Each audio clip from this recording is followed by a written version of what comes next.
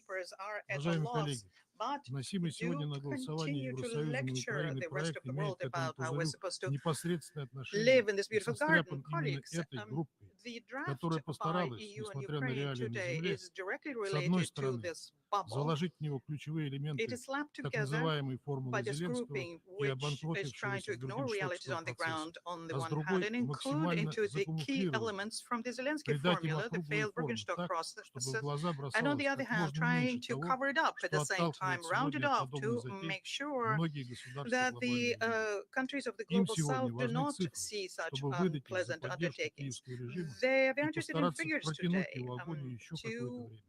present them as support of the Расплачиваться Kiev за regime это and своими prolong its жизнями будут agony простые for some украинцы. time. But it will Задумайтесь be об этом. the everyday Нас Ukrainians многие who will pay for спрашивают, this with their как было бы lives. Think about правильнее this. и полезнее Many of us have проголосовать по asked двум us представленным about текстам what would be the right украинскому, way европейскому и to американскому. vote, choosing between the Сегодня two перед texts, каждым, кто the будет EU нажимать в этом Ukrainian зале text на and the кнопку в момент American голосования text. Well, по everyone who is проекту going to Евросоюза press и Украины, the стоит button выбор. during the voting Либо process подыграть today Зеленскому и has его the спонсорам, chance. You either play поддержав along их with Zelensky оторванные от and his реальности sponsors заклинания, либо сделать and четкий выбор в support пользу their практических и incantations, which are реалистичных шагов, divorced of которые realities, способны or остановить make a военные действия на choice in favor Украине of в practical, самое realistic ближайшее steps, время. which can Не дайте stop себя the обмануть. hostilities in Проголосуйте Ukraine против in the украинского very near проекта. future. Примите Don't get верное решение. deceived and make the right Второй choice проект here. резолюции The представили наши second draft американские коллеги. resolution was submitted by our Этот текст, American colleagues, безусловно, and шаг в this правильном text направлении. is, of course, a С тем, step in the чтобы right эта инициатива в полной direction мере соответствовала to make sure пониманию, that this достигнутым initiative в ходе is fully in line with the российско-американских understandings контактов arrived на at высшем и during the высоком Russian уровне. and American Мы contacts внесли at в the него highest and правку о high levels. необходимости We introduced an устранения amendment коренных to причин that about the украинского need to кризиса, о eliminate чем, кстати, the root неоднократно causes of the говорил Ukrainian президент Трамп, crisis. And this, by и the что way, was способствовало mentioned бы by его President устойчивому Trump several регулированию, times. как это This предлагает would в своем тексте help Соединенные Штаты. with Рассчитываем на its lasting поддержку settlement всех as is здравомыслящих делегаций proposed в этом by зале. the United States in their text. And we Проголосуйте за нашу expect, поправку. we Что trust касается hope представленных к for the этому support of документу all поправок со sensible стороны delegations некоторых in государств this Европейского room. Союза, As то они regards направлены на the откровенную amendments from подмену some сути states of the американского European текста. Union Их amendments принятие to the превратит American text, здравый well, they проект с clearly разделяемым, replace the с essence of разделяемым всем посылом that text. в очередной антироссийский памфлет с If they ультиматумами в were духе to pass, бюргенштокского then процесса, we will have, который instead of лишь something that's отдалит full of common урегулирование sense, конфликта we will и have ничем an не будет ultimatum отличаться in от the spirit of предыдущих the Birkenstock process, политизированных and it will продуктов этой чрезвычайной спецсессии. distance the Мы settlement of the будем conflict голосовать well против этих поправок away from us, and will европейцев be украинцев not и different призываем from все politicized государства-члены products поступить аналогично. during this Благодарю emergent вас. special sessions. We shall be voting against them and urge all member states to do the same. I thank the distinguished representative of the Russian Federation. I now give the floor to the distinguished representative of France to introduce draft resolution A/11/L-13, L-14 and L-15. Monsieur le Président, Mr. President, j'ai l'honneur de I présenter have the honor au nom de la of France presenting on les behalf of 23 France États and membres the de l'Union européenne et 23 du Royaume-Uni members of the trois amendements European Union and the au United projet de Kingdom, résolution 3 amendments to draft resolution A/ES11/L11 A/ES11/L11 déposés submitted par les by the États-Unis United d'Amérique States of America, que nos pays which ne our soutiendront countries pas will en not l'état. be able to support in its Il current s'appuie sur form. des messages The simples amendments are based on qui simple reflètent la messages situation which réelle reflect the en real Ukraine, situation in celle Ukraine, d'une guerre that of a d'agression war of menée par aggression la Russie led by contre Russia son voisin. against its neighbor. Le premier amendement The first remplace les amendment mots replaces the conflit words Russian russo-ukrainien Federation-Ukraine par conflict with invasion à grande échelle de full-scale l'Ukraine invasion par la of Fédération de Ukraine by Russie. the Russian Federation. Le deuxième The amendement second réaffirme amendment notre reaffirms engagement our commitment pour la to the souveraineté, sovereignty, l'indépendance, independence, l'unité unity, et and l'intégrité territorial territoriale de integrity l'Ukraine of Ukraine dans ses frontières within its internationally internationalement recognized reconnues. borders. Le troisième The amendement third amendment appelle à une paix calls juste, for a durable just, et globale en lasting and Ukraine comprehensive qui peace in respecte Ukraine, la Charte which des Nations respects the Unies United et Nations les Charter principes de and the souveraineté principles et of d'intégrité sovereignty and territoriale. territorial integrity. Nous appelons We l'ensemble call des États upon membres all member à states voter to vote en in faveur favor de ces trois of these amendements three qui amendments, rappellent which qu'il y recall a dans ce that conflit in this un conflict État there is agresseur an aggressor state et un État and a agressé state subject to that et qui marque aggression. notre attachement à la paix, une paix And juste this et marks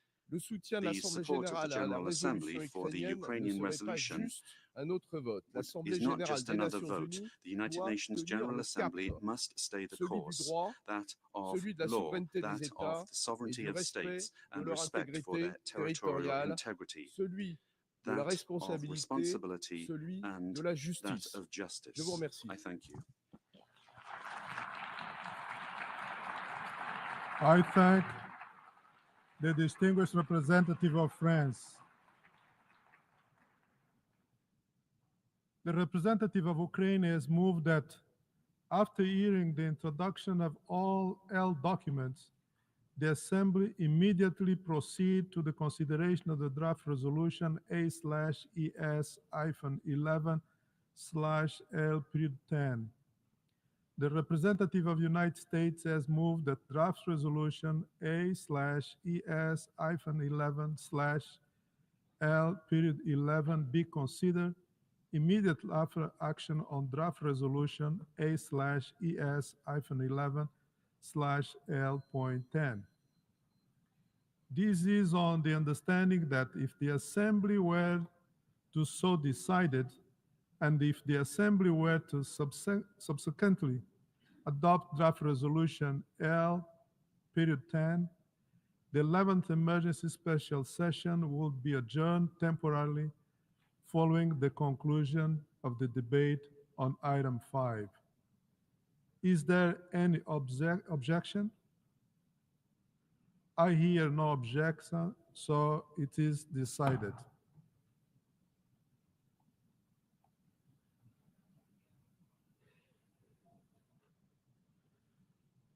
We shall now proceed to consider draft resolution A/ES-11/L-10 and L-11 and draft amendments A/11/L-12, L-13, L-14, and L-15.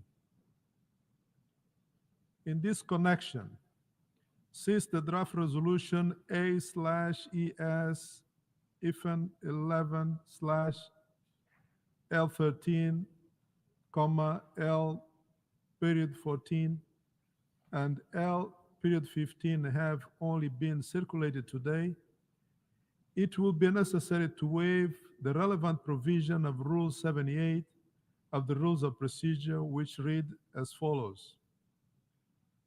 As a general rule, no proposal shall be discussed or put to the vote at any meeting of the General Assembly unless copies of it have been circulated to all delegations no later than the day preceding the meeting. Unless I hear no objections, I shall take it that the Assembly agrees to waive Rule 78. It is so decided. For your information, the draft resolution and the draft amendments have closed for e-sponsorship. I now give the floor to the representative of the Secretariat. Thank you, Mr. President.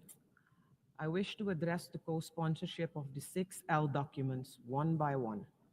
First, on L10.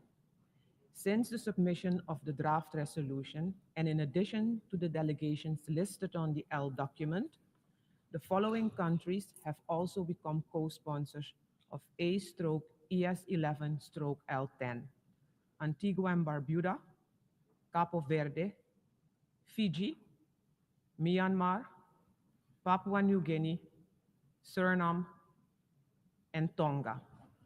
I should also like to announce that since the submission of the draft resolution, the delegations of Costa Rica, Hungary, Marshall Islands, the Federated States of Micronesia, North Macedonia, Palau, and St. Kitts and Nevis have withdrawn their co-sponsorship of A/ES-11/L10. If any countries wish to co-sponsor A/ES-11/L10, please signify by pressing the microphone button now.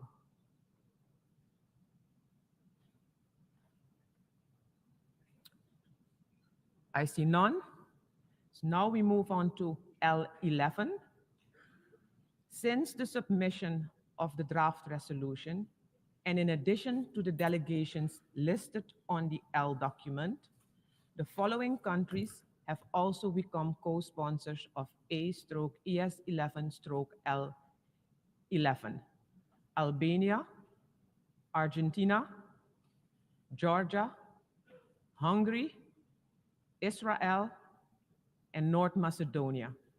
If any other countries wish to co-sponsor A/ES11/L11, please signify by pressing the microphone button now.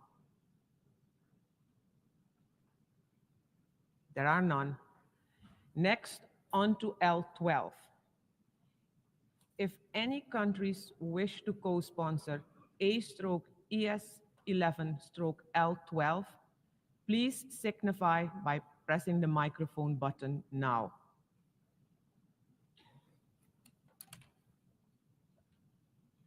There are no additional co-sponsors for L12, so now we go on to L13.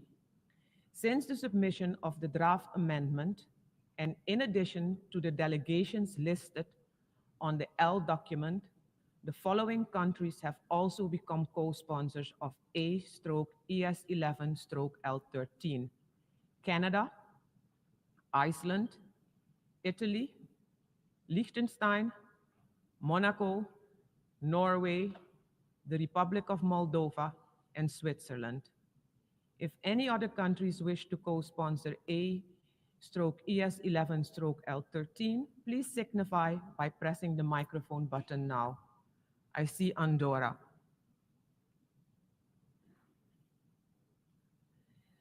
Next, we move to L14. If any countries wish to co-sponsor A/ES11/L14, please signify by pressing the microphone button now. Andorra. That's it. And then next on to L15. Since the submission of the draft amendment, and in addition to the delegations listed on the L document, the following countries have also become co-sponsors of A/ES11/L15: Canada, Iceland, Italy, Liechtenstein, Monaco, Norway, Republic of Moldova, and Switzerland. If any other countries wish to co-sponsor A/ES11/L15, please signify by pressing the microphone button now. Andorra, Montenegro. That's it. Thank you, Mr. President. I thank the representative of the Secretariat. Delegations wishing to make a statement in explanation of vote before the vote on any proposal item and any proposal under this item, including the proposed amendments, are invited to do so now in one intervention. After action on all of them, there will be an opportunity for explanation of vote after the vote on any or all of them. Before giving the floor for explanation of vote before the vote, may I remind delegation that explanations of vote are limited to 10 minutes and should be made by delegation from their seats. I give the floor to the distinguished representative of China. President, China's position on the Ukraine issue has been clear-cut, unequivocal, and consistent. No sooner had the crisis begun to escalate on a full scale in February 2022 than Chinese President, His Excellency Mr. Xi Jinping, made it clear that the sovereignty and territorial integrity of all countries must be respected, the purposes and principles of the UN Charter upheld, the parties' legitimate security concerns taken seriously, and all pro-peace efforts supported. These are the fundamental tenets that anchor China's position on the Ukraine issue. The past 3 years has witnessed China's continuous intensive efforts to make peace talks happen and make peace come true. China 极 sent 开 a 展 special 穿梭外 envoy 交， on a proactive 同 mission 俄罗 of 斯、 shuttle diplomacy 乌克兰、 and has 美 stayed 国、 engaged 欧 with the 洲 relevant 等有 parties, 关各 including 方 Russia, 保持 Ukraine, 接触， the United States, and Europe, 呼吁坚持 calling for 战场不 adherence 外溢、 to three 战 principles, 事不 namely 升级、 no spillover of 战 the 各 battlefield, 方 no 不拱火 escalation 的 of the 三原 fighting, 则， and no stoking the fire by 并 any 同 party. 巴西等 Together 全球 with 南方 Brazil 国 and other 家 countries of the 发 global 起 south, 成立和 we 平 set 之友 up a 小组， Friends for Peace group 汇聚 to 全 pool 球 the 南方 wisdom 国家 of the 集体 global 智慧， south 形 and 成 create 支 an 持 important 和 force 推动和 that 平的重要 supports 力量。 and pushes for peace. 主席， President, 当前 as we speak, 谈判 the 解决乌 calls 克兰问 for a 题的呼声 negotiated 不断上 solution to 升， the Ukraine issue are growing, 和平窗口 and the 正在开启。 window of opportunity for peace 中 is 方 opening. 支持一切 China supports 致力于和平的 all 努力， efforts dedicated to 包 peace, 括美 including 俄达成 the 的关 understanding 于 reached 启动和 between 谈 the 的共 US 识。 and Russia on launching peace talks. 中方期待 China 各当事方 encourages the 和利 parties 益攸关 concerned 方 and other 都能 stakeholders 参与到 to 和谈进程 participate 中来， in the negotiation 找 process, 到 find a 照顾 just 彼此关切、 and lasting 公 solution 正、持 that 久的解决 addresses 方案， each other's concerns, 达成有约 and 束力、 arrive at a 所 binding 有当事方 peace deal 都能接 that 受 is 的和平协议。 acceptable to all parties. 希望欧 We 洲 hope 为 Europe 和平 will 发展、 contribute 为 to peace 希望欧洲为和平发挥作用， and come 共 together 同解决 to 危机 tackle 的 the 根源 root 性问题， causes of the crisis 实现欧 in 洲 the 大陆的长 interests 治久 of 安。 lasting peace and stability on the continent. 在这一关 At 键 this 时间 critical 节点， juncture, 我们期 we are 待国际 counting 社会 on the 为 international 推动 community 危 to 机 create 政治 an 解决 enabling 创造有利 atmosphere 氛围， for a political solution to the 期待 crisis, 联大 and 为 on the 凝聚 UN 会 General 员国 Assembly to 和平 help 共识 forge consensus 发挥 for peace among 推动作用。 member states.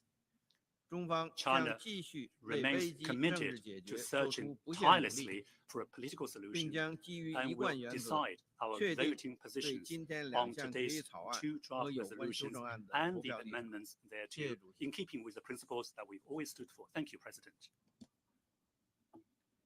I thank the distinguished representative of China. I now give the floor to the distinguished representative of Paraguay. Gracias, presidente.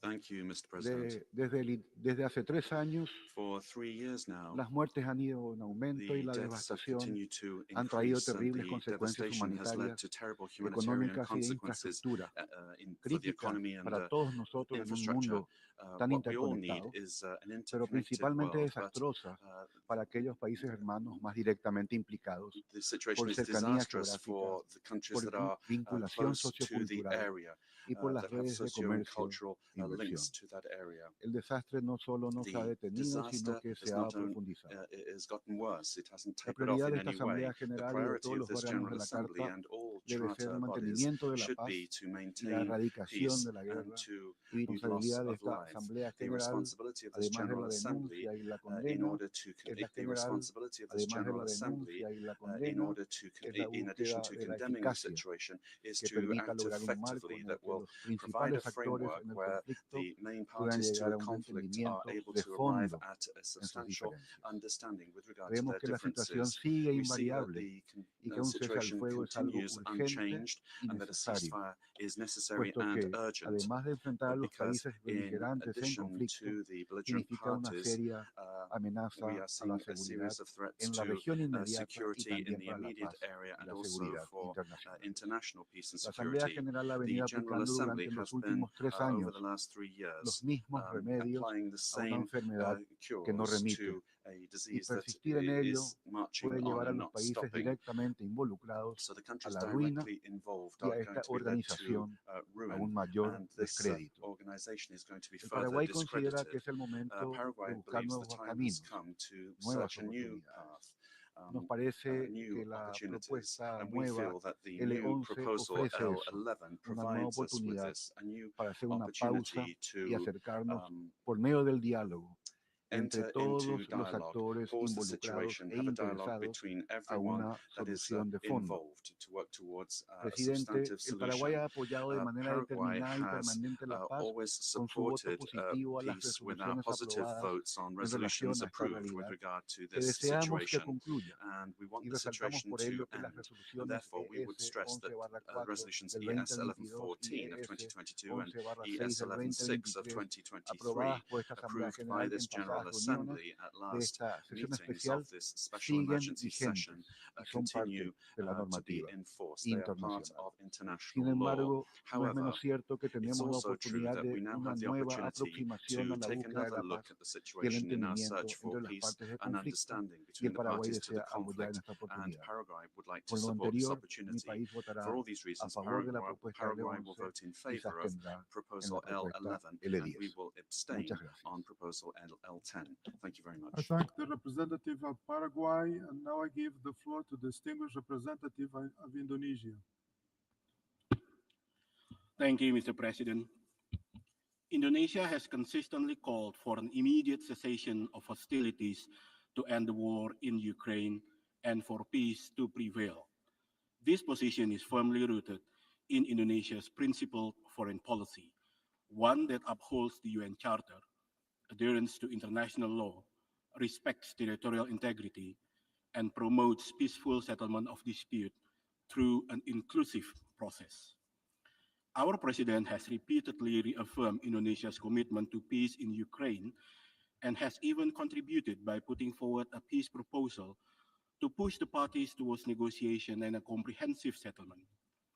Lasting peace requires all parties to sit together and give diplomacy a chance to end a conflict that continues to have grave humanitarian consequences. The devastation that emanates from conflict in Ukraine is undeniable, both for the Ukrainian people as well as to the world at large, including to the global south. Therefore, Indonesia believes that the General Assembly, through this emergency special session, must send a strong and unified message, not that of a division, in response to this situation.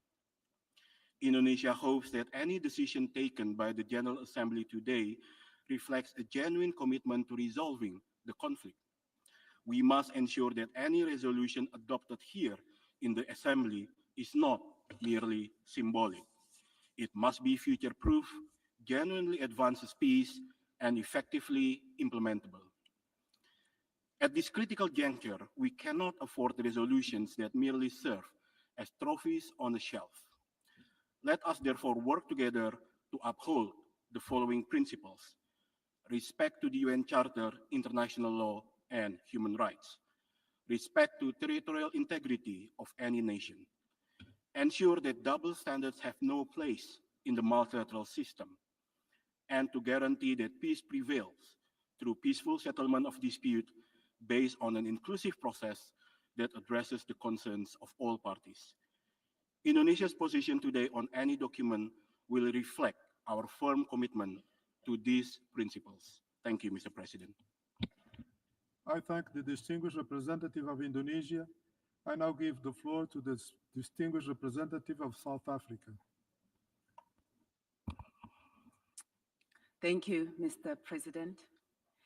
Today, we mark the third anniversary of the conflict between Russia and Ukraine. The failure to resolve this conflict and at its outbreak is a stark indictment of the commitment to the central tenet of this organization, which is the peaceful resolution of conflict.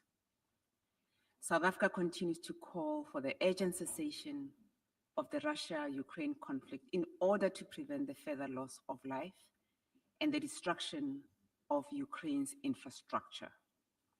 Every effort must be made to de-escalate the conflict. South Africa remains firmly committed to the need for a peaceful and negotiated resolution of the conflict within a rules-based system centered on international law, including the respect for human rights and the principles of the UN Charter. The sovereignty and territorial integrity of all states remain inviolable. In this light, South Africa supports all efforts to bring the conflict to an end and welcomes all efforts to bring about negotiations. We remain steadfast in our commitment to peaceful resolution of the conflict through a negotiated settlement, with all parties to the conflict having a seat at the table. We have always maintained that a commitment to inclusivity is key to deliver the buy-in of all parties to the conflict and to provide acceptable solutions to the parties. The importance of compromise cannot be overemphasized in this instance, and we thus encourage the parties to approach the negotiation talks as such.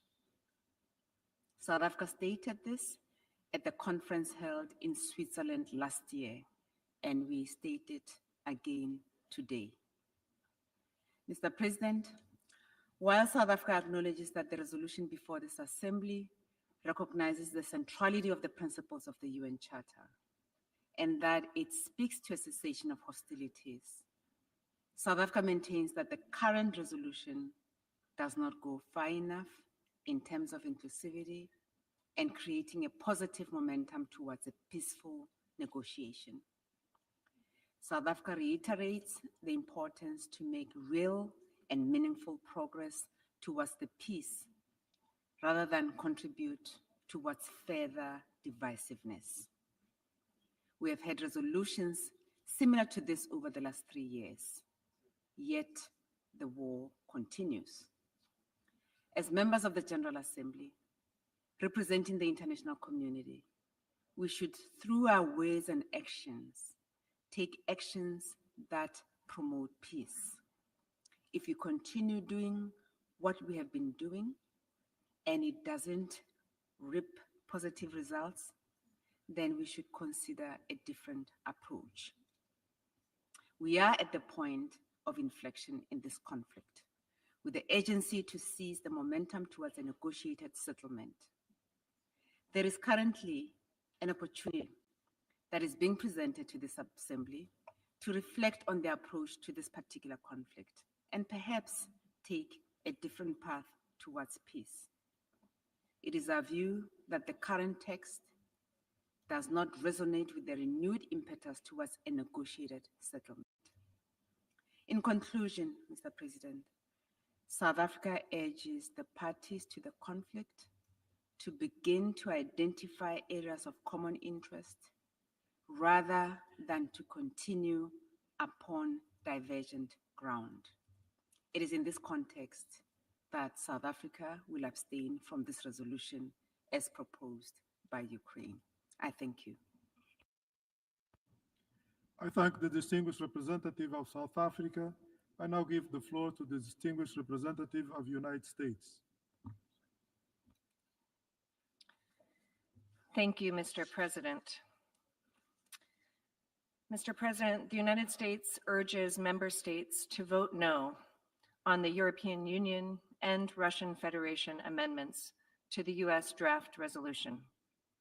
We cannot support them. These amendments pursue a war of words rather than an end to the war. The attempt to add this language detracts from what we are trying to achieve with this forward-looking resolution, a firm consensus from the members of this body to unite behind a resolution calling for the end to this conflict. We urge other members to join us in rejecting these amendments as we work toward the goal of building a lasting peace between Ukraine and Russia. I would ask all members to remember that the US resolution is not the peace deal. It is the path to peace. Mr. President, if these amendments pass, the United States would consider that the resolution will no longer be able to achieve the consensus of this body on the most solemn pursuit, the pursuit of peace. Neither these amendments nor the resolution offered by Ukraine will stop the killing. The UN must stop the killing. We urge all member states to join us in returning the UN to its core mission of international peace and security. Thank you, Mr. President. I thank the distinguished representative of the United States. Now I give the floor to the distinguished representative of Spain. Gracias, señor presidente. Thank you, Mr. President. Transcurridos 3 años desde el It's inicio been de 3 la no years now provocada, since the injustificada e unprovoked, injustificable unjustified, agresión and rusa contra Ucrania, unjustifiable Russian attack deseo against comenzar Ukraine, and I'd reiterando like to la begin firme by condena de reiterating España a the esta firm acción condemnation inmoral of Spain y contraria a against los this principios act. más It is contrary elementales to del the derecho most elementary internacional y de la principles Carta of de Naciones international Unidas, law and the United tal Nations y como Charter, han constatado las as we sucesivas have resoluciones seen de esta in Asamblea successive General. resolutions of this General Assembly. Rusia continúa a día Russia de hoy con sus continues bombardeos today with indiscriminados its contra la indiscriminate población y bombing contra la against infraestructura civil crítica, civilians and violando de civilian forma infrastructure that is flagrante el critical, derecho internacional humanitario. flagrantly violating international humanitarian Según la law. Oficina de la ONU According para to los Derechos the Humanos, UN al Office menos for Human Rights, 12.600 civiles han muerto en Ucrania desde el inicio de la agresión, at least 633 de ellos niños. civilians have died Estos in Ukraine since crímenes the beginning of the no conflict, very pueden many ni of them deben quedar children. impunes. These crimes cannot Reiteramos go la unpunished. necesidad de We asegurar reiterate una the need adecuada to rendición ensure de cuentas. adequate accountability. Ante este escenario, In España this ha prestado y sigue situation, prestando su apoyo Spain decidido a has Ucrania provided and will en continue los to provide ámbitos decisive diplomático, support, humanitario, diplomatically, de humanitarian, reconstrucción y también and militar in the para el area of ejercicio construction al and derecho de military legítima support defensa to Ukraine reconocido for por el their artículo legitimate 51 defense. de la This is Carta de Naciones recognized by Unidas. Article 51 of the UN Charter.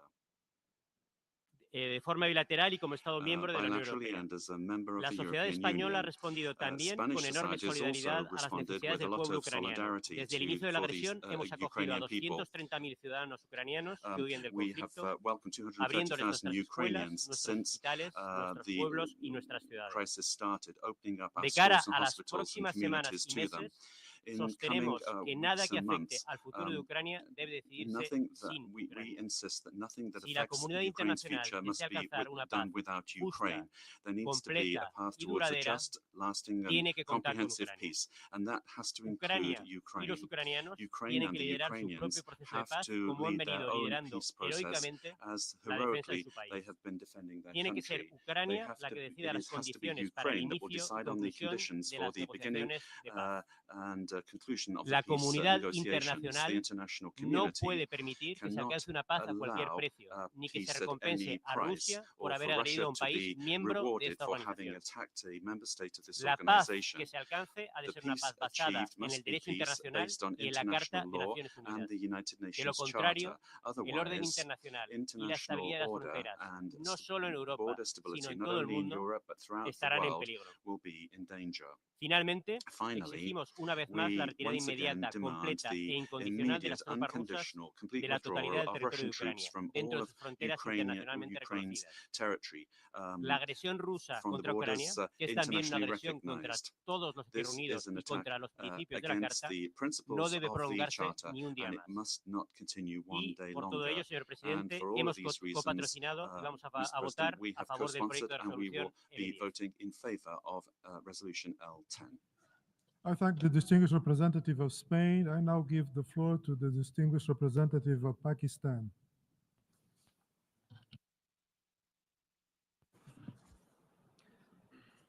Mr. President, as this assembly meets today, the conflict in Ukraine continues to rage 3 years since it erupted, inflicting unimaginable suffering on millions of people and leaving a trail of destruction and misery. And so far, even as the military and humanitarian crisis has intensified, the pursuit of peace has remained largely absent and elusive. Pakistan is deeply concerned by this conflict that has caused immense human suffering and massive damage to infrastructure, economy, and society. It has had vast consequences for the global economy and particularly for the developing countries. Most ominously, if the hostilities continue, there is an ever-present danger of further military and geographical escalation of this conflict, which poses a clear and significant threat to international peace and security. Pakistan's position on this, as other conflicts, is based on adherence to the principles of the UN Charter, self-determination for peoples, respect for the sovereignty and territorial integrity of states, and non-acquisition of territory by the threat or use of force. Consistent with the Charter, states must also implement international agreements and abide by their respective obligations and respond to the legitimate threats that the principles of the UN Charter have not been universally or consistently applied. In particular, these principles have been flagrantly violated for over decades in the brutal foreign occupation of Jammu and Kashmir and Palestine. The resolutions of the Security Council calling for the exercise of the right to self-determination by the peoples of Kashmir and Palestine remain to be implemented, imperiling international peace and security. International law and justice must be upheld everywhere. Mr. President, we believe the conflict in Ukraine could have been averted through dialogue and diplomacy. It must be brought to an end now, urgently, through constructive and inclusive diplomacy. As a country that has seen and suffered the consequences of prolonged conflict in our neighborhood, Pakistan has consistently advocated immediate cessation of hostilities and resumption of dialogue to achieve a just, lasting, and durable solution to this conflict. Pakistan therefore endorses the call for an urgent and swift end to the conflict between Ukraine and Russia and the pursuit of active diplomatic efforts to achieve enduring peace. We see merit in the resolution proposed by the US in this regard. Pakistan had welcomed the early mediatory efforts by Turkey. We also saw value in the endeavor of some countries from the global south to promote a peaceful settlement. We are encouraged that efforts to bring an end to this conflict have gathered wider momentum.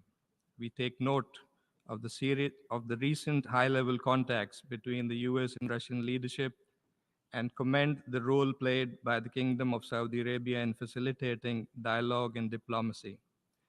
Mr. President, Pakistan would welcome any initiative which helps lead the parties to arrive at a pacific and sustainable settlement of this tragic conflict through constructive and inclusive diplomacy, in full respect for the UN Charter, international law, and relevant multilateral agreements, and which is responsive to the legitimate national security interests of all sides.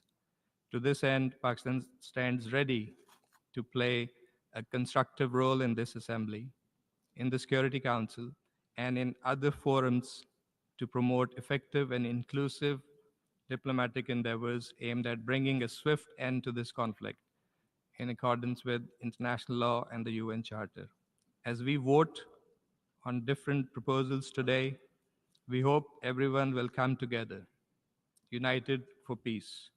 We must not miss this opportunity. I thank you. I thank the distinguished representative of Pakistan, and I'll give the floor to the distinguished representative of Azerbaijan. Mr. President, after 3 years, the situation in Iran and Ukraine continues to pose a serious threat to peace and security at the regional and global levels.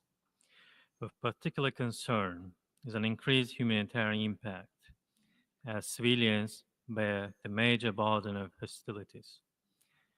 Azerbaijan stands for the earliest peaceful settlement through diplomatic means, in full compliance with the norms and the principles of international law guiding interstate relations, in particular those relating to the sovereignty and territorial integrity of states and the inviolability of borders, and encourage the dialogue between the parties to that end.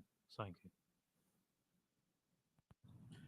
I thank the distinguished representative of Azerbaijan and now give the floor to the distinguished representative of Canada.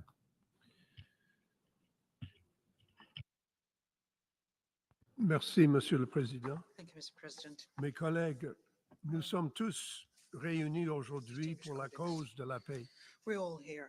Sur meeting cette question, together tout le for the monde cause of peace. semble être d'accord. And on this, everyone seems to be in Mais est-ce que agreement. ce sera la paix avec la justice Will this ou non? be Ça, c'est peace la with question devant justice nous or not? aujourd'hui. This is the question that we Quand have on today. ensemble le coût humain de ces 3 années d'agression russe, The selon 3 le past Commissariat des Nations Unies aux droits de years l'homme, of the plus Russian de aggression, 12 000 civils ont été tués. according to the Office of Et ça Human continue, les Rights, attaques de drones, 12,000 chaque nuit, people have chaque died. jour, But according to même maintenant, quand les other chefs du monde sont à information, Kiev. they are Plus drone de 10 millions attacks on d'Ukrainiens ont Kiev. été More déplacés. than 10 2 million millions de people have been maisons displaced. 2 endommagées ou million détruites houses were damaged dans or toute destroyed l'Ukraine. throughout the country of La Ukraine. situation s'aggrave. The situation is L'année worsening. dernière, plus Last year, d'enfants ont été tués et plus d'hôpitaux children et d'écoles ont été détruits que were l'année précédente. killed in greater numbers and schools J'ai dit il y a destroyed,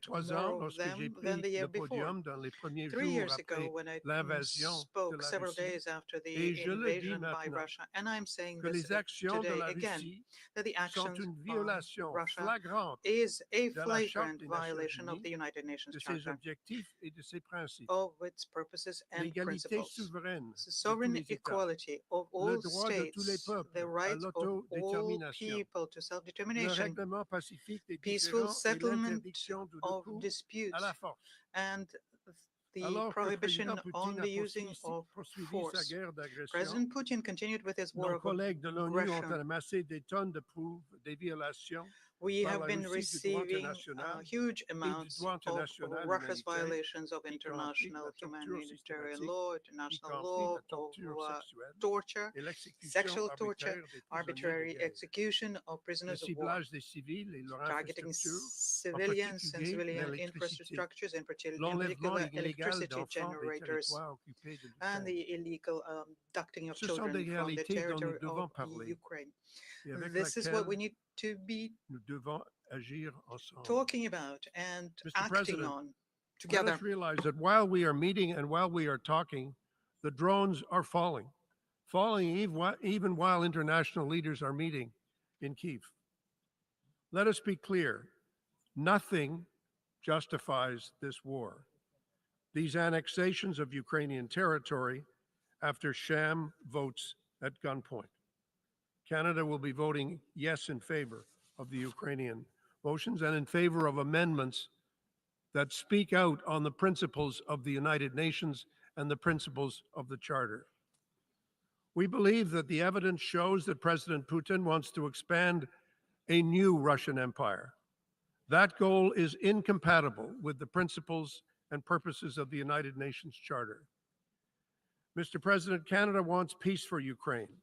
The world wants peace. Ukraine wants peace more than any member state here. The question is, what kind of peace will it be? Will it be a peace based on justice and on the Charter and on the principles for which we stand? Or will it be a peace that is a result of an imposition?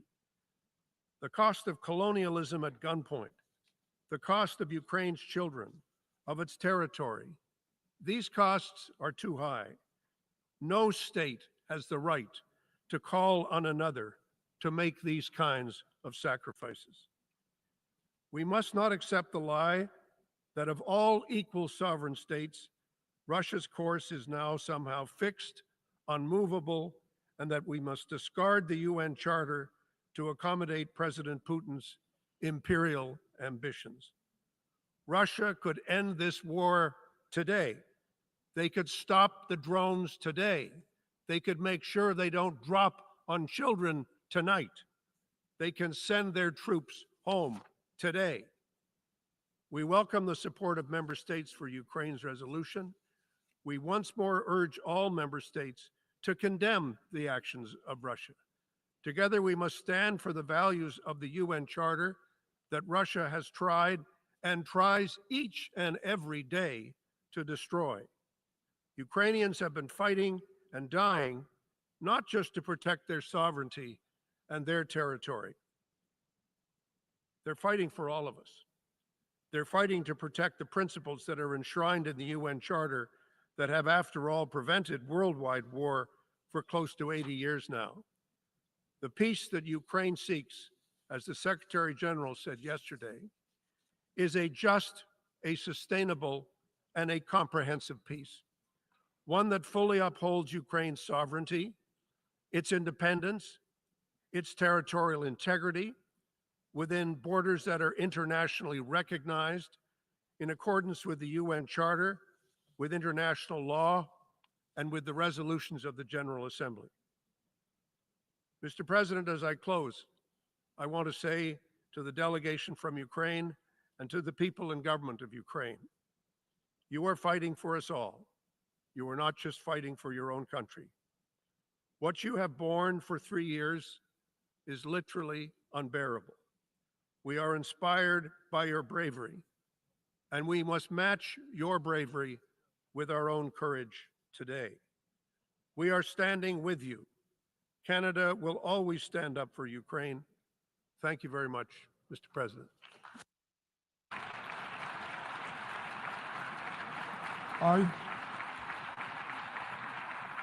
I thank the distinguished representative of Canada.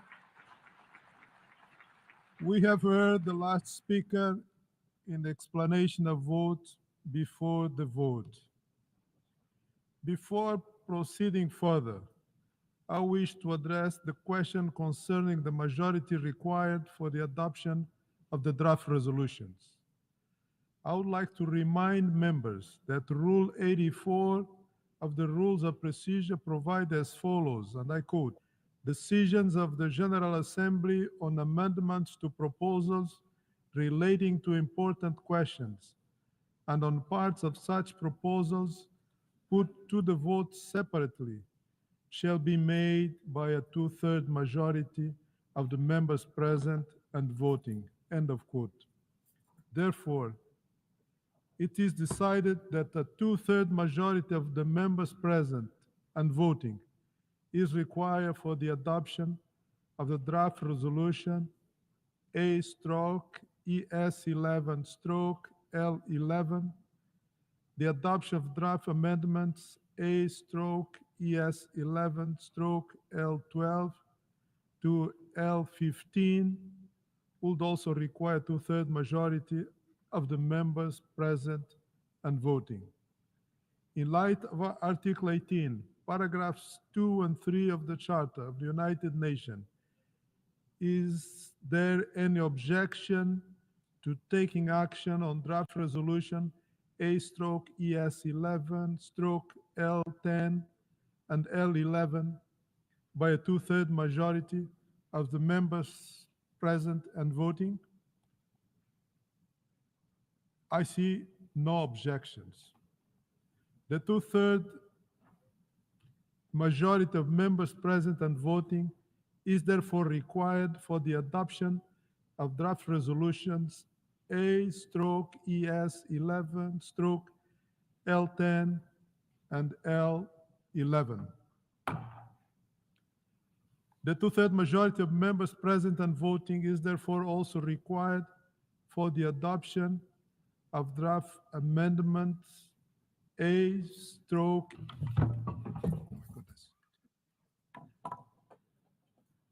The Assembly will turn to draft resolution A/ES11/L10 and L11 one by one. The Assembly will now take a decision on draft resolutions A/ES11/L10 entitled Advancing a Comprehensive, Just, and Lasting Peace in Ukraine. A recorded vote has been requested. We shall now begin the voting process. Those in favor of draft resolution A/ES11/L10, please signify. Those against, abstentions. The Assembly is now voting on draft resolution A/ES11/L10 entitled Advancing a Comprehensive, Just, and Lasting Peace in Ukraine. Will all delegations confirm that their votes are accurately reflected on the screen?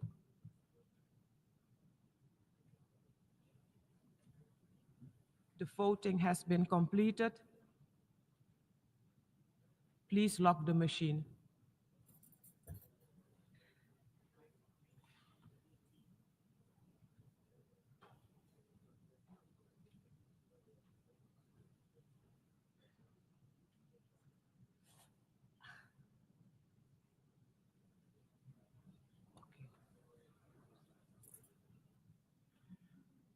The result of the vote is as follows. In favor, 93, against 18, abstentions 65. Draft resolution A/ES11/L10 is adopted.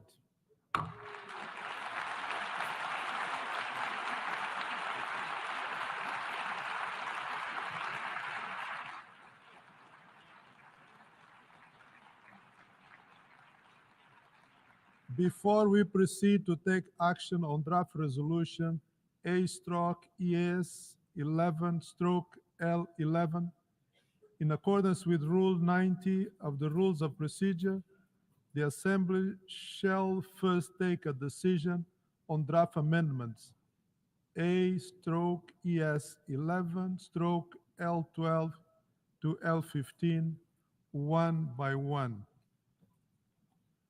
The Assembly will now take a decision on draft amendment A/ES11/L12. A recorded vote has been requested. We shall now begin the voting process. Those in favor of draft amendment A/ES11/L12, please signify. Those against, abstentions. The Assembly is now voting on draft amendment A/ES11/L12. Will all delegations confirm that their votes are accurately reflected on the screen?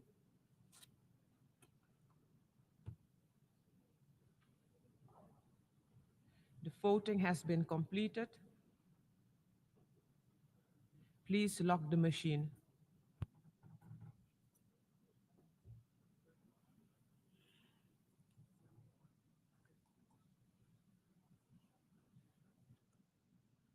The result of the vote is as follows. In favor, 31, against 71, abstention 59. The draft amendment A/ES11/L12 is not adopted.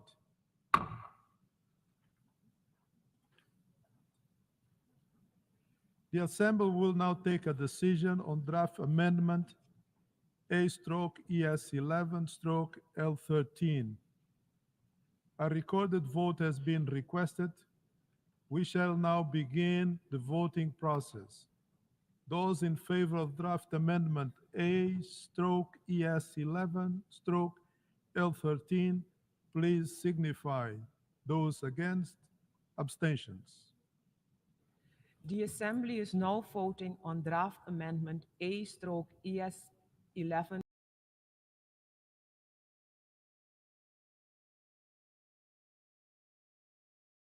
on the screen.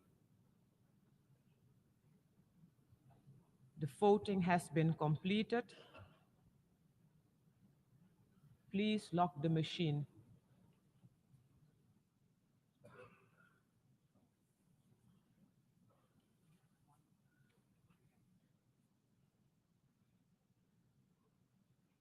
The result of the vote is as follows. In favor, 60, against 18, abstentions 81. The draft amendment A/ES11/L13 is adopted.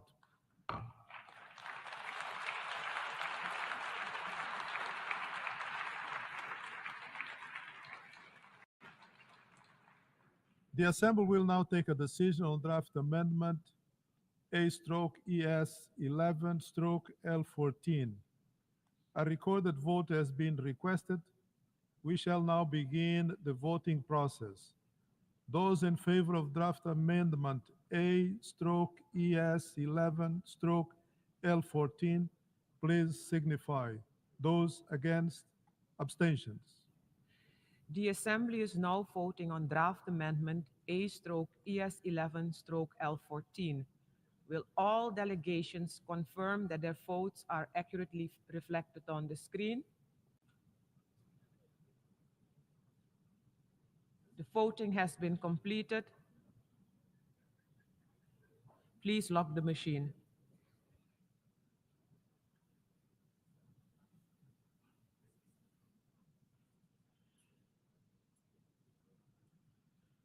The result of the vote is as follows. In favor, 79, against 16, abstentions 67.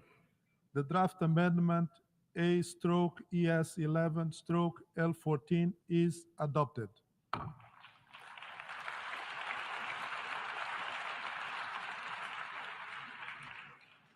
The Assembly will now take a decision on draft amendment A/ES 11/L15. A recorded vote has been requested. We shall now begin the voting process. Those in favor of draft amendment A/ES 11/L15, please signify. Those against, abstentions. The Assembly is now voting on draft amendment A/ES 11/L15. Will all delegations confirm that their votes are accurately reflected on the screen? The voting has been completed. Please lock the machine.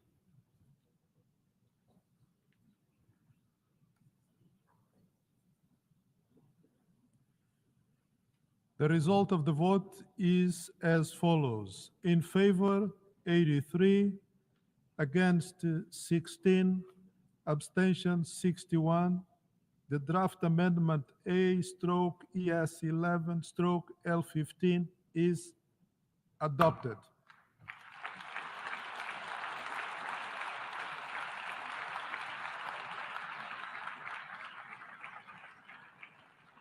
Since the draft amendment A/ES 11/L13, L14, and L15 were adopted, we shall proceed to take action on draft resolution A/ES 11/L11 as amended.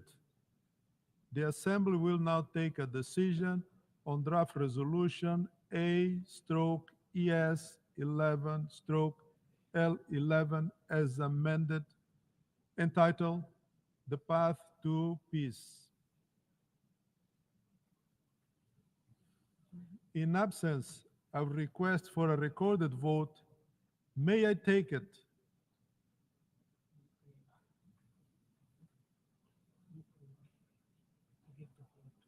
Oh.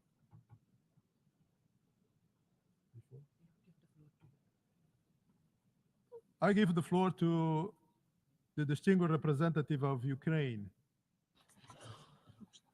Thank you, Mr. President. The delegation of Ukraine would like to request a recorded vote on the draft resolution A/ES 11/L.11.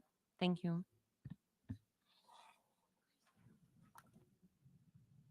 A recorded vote has been requested. We shall now begin the voting process.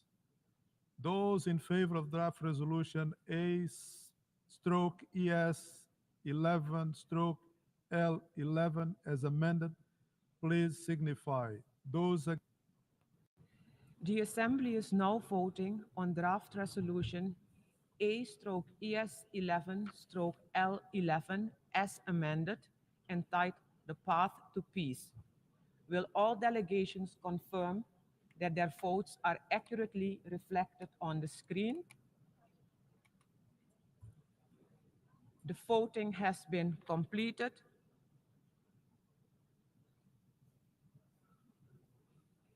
Please lock the machine.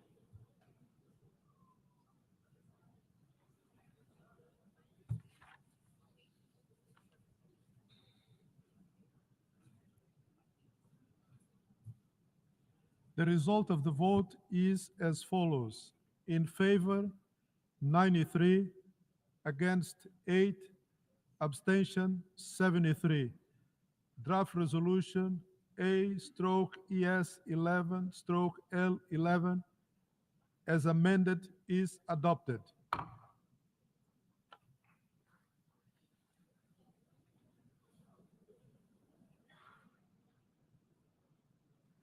Before giving the floor for explanation of vote after the vote, may I remind the delegation that the explanations of vote on any and all of the proposals and amendment are limited to 10 minutes and should be made by delegations from their seats.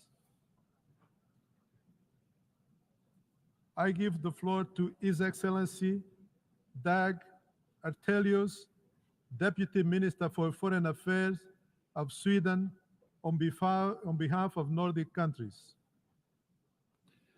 Mr. President, I have the honor to speak on behalf of the 5 Nordic countries, Denmark, Finland, Iceland, Norway, and my own country, Sweden. Today, we mark 3 years since Russia's full-scale invasion of Ukraine, a Russian war of choice, a war that Russia could end by a single order from its president. For 3 years, Ukraine has defended its people and shown remarkable resilience. During these 3 years, this General Assembly has repeatedly and overwhelmingly reaffirmed its commitment to the sovereignty, independence, and territorial integrity of Ukraine. Mr. President, no one feels the effects of the war more than Ukraine and its people. No one wants peace more than Ukraine. But it needs to be a comprehensive, just. Russia and other potential aggressors must now draw the conclusion that violations of international law will pass without consequences. Such conclusions would risk renewed aggression and undermine global security. Russia must be held to account for the crimes it has committed in and against Ukraine, including for the crime of aggression. Let's be clear, this is not a conflict between 2 parties. This is a war in which Russia, a permanent UN Security Council member no less, is the aggressor and Ukraine is the victim. A fundamental starting point for any conflict resolution is that the injured party be part of the process. Ukraine must be involved in any negotiations. Likewise, Europe must be involved in decisions that affect the core of European security. The Nordic message is clear. Respect for international law, including the UN Charter, must be ensured. UN member states need a world order based on university agreed rules, not the imperial ambitions of individual rulers. Mr. President, the Nordics were proud to co-sponsor the resolution presented by Ukraine and more than 50 other UN member states. The resolution called for de-escalation, cessation of hostilities, and set the foundation for just and lasting peace in Ukraine. Thank you, Mr. President. I thank the Honorable Deputy Minister of Foreign Affairs of Sweden. I give the floor to the distinguished representative of Thailand. President, Thailand reiterates its unequivocal adherence to all principles and purposes enshrined in the UN Charter and its commitment to upholding international law, including international humanitarian law and international human rights law. Our votes today reflect such long-standing position. As we convene today, President, 3 years have passed since the conflict began in Ukraine, which has, of course, affected international peace and stability. Thailand remains steadfast in its support for meaningful dialogue aimed at ending fighting and achieving a sustainable and lasting solution to the conflict. We urge all parties to engage in constructive dialogue and diplomacy to resolve the crisis peacefully. Thailand welcomes recent diplomatic efforts toward this end and looks forward to the outcomes which should take into account concerns of all sides. We reiterate our deep concern for the humanitarian situation and reaffirm our collective responsibility to alleviate the plight of civilians affected by the ongoing situation. Civilians and civilian objects must be protected, while all parties concerned must ensure safe, rapid, and unhindered access to humanitarian assistance without discrimination or politicization. On our part, Thailand will continue to support humanitarian efforts for those in need. Thailand, through the Thai Red Cross Society and other entities, has long provided humanitarian assistance to civilians affected by this conflict, including the recent procurement of power generators. President, as a true believer in multilateralism and the rule of law, Thailand is in full support of diplomatic efforts, dialogue, and peace. We join the international community in calling for a de-escalation of conflict and immediate cessation of hostilities and allowing peace in Ukraine at this critical juncture. I thank you. I thank the distinguished representative of Thailand, and now I give the floor to the distinguished representative of Kuwait on behalf of the Gulf Cooperation Council. شكرا سيد الرئيس. بسم الله الرحمن الرحيم. Thank you, Mr. President. يسرني أن أدلي بهذا البيان باسم أعضاء مجلس التعاون لدول الخليج العربية، وهي دولة قطر والمملكة العربية السعودية والإمارات العربية المتحدة وسلطنة عمان ومملكة البحرين وبلاد دولة الكويت. صوت أعضاء مجلس التعاون لدول الخليج العربية بالامتناع على مشروع القرار المقدم من جمهورية أوكرانيا وبالامتناع على مشروع القرار المقدم من قبل الولايات المتحدة. ونعيد التأكيد على مواقفنا الثابتة الداعية إلى الالتزام بالمبادئ الراسخة للقانون الدولي وميثاق الأمم المتحدة الذي يحكم العلاقات بين الدول والنظام الدولي القائم على احترام سيادة الدول وسلامتها الإقليمية وسيادتها وعدم التدخل في الشؤون الداخلية للدول واحترام علاقات حسن الجوار. ونشير في هذا الإطار إلى المادة الثانية من الميثاق التي توجب على الدول الأعضاء تسوية المنازعات الدولية بالوسائل السلمية والامتناع عن استخدام القوة أو التهديد باستخدامها في العلاقات الدولية. وفي هذا السياق يؤكد أعضاء مجلس التعاون لدول الخليج العربية على دعمهم لجهود الوساطة والحوار لحل الأزمة بين روسيا الاتحادية وجمهورية أوكرانيا ووقف إطلاق النار وحل الأزمة بشكل سياسي وتغليب لغة الحوار وتسوية النزاع من خلال المفاوضات. السيد الرئيس، انطلاقا من حرص دول مجلس التعاون على إنهاء الصراع في أوكرانيا في أسرع وقت وحله من خلال السبل الدبلوماسية والسلمية وصولا إلى حل سياسي شامل يستتب من خلاله الأمن والسلم الدوليين، دأبت المجموعة الخليجية على اتخاذ تدابير جدية لتقريب وجهات النظر بين أطراف الأزمة، وأخذت على عاتقها مسؤولية الوساطة على مدار الثلاث سنوات الأخيرة، نجحت من خلالها في إطلاق وتبادل العديد من الأسرى بين الجانبين.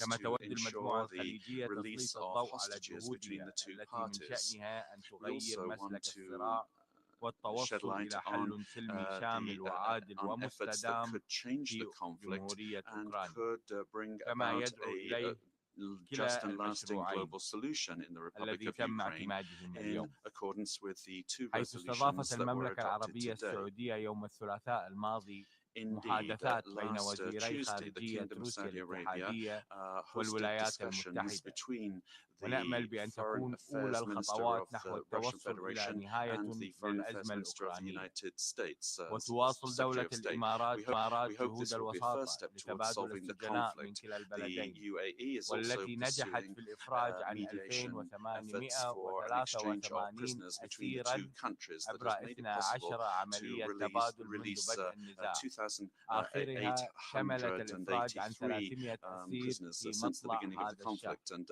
lastly, وفي هذا السياق نشير at the كذلك beginning إلى of نجاح this وساطة month, دولة 300 قطر prisoners were من خلال released. عدة جولات في In the لم same way, we شمل would 75 من refer to الأطفال في Qatar's جمهورية mediation efforts أوكرانيا that made it وروسيا possible الاتحادية مع عائلاتهم.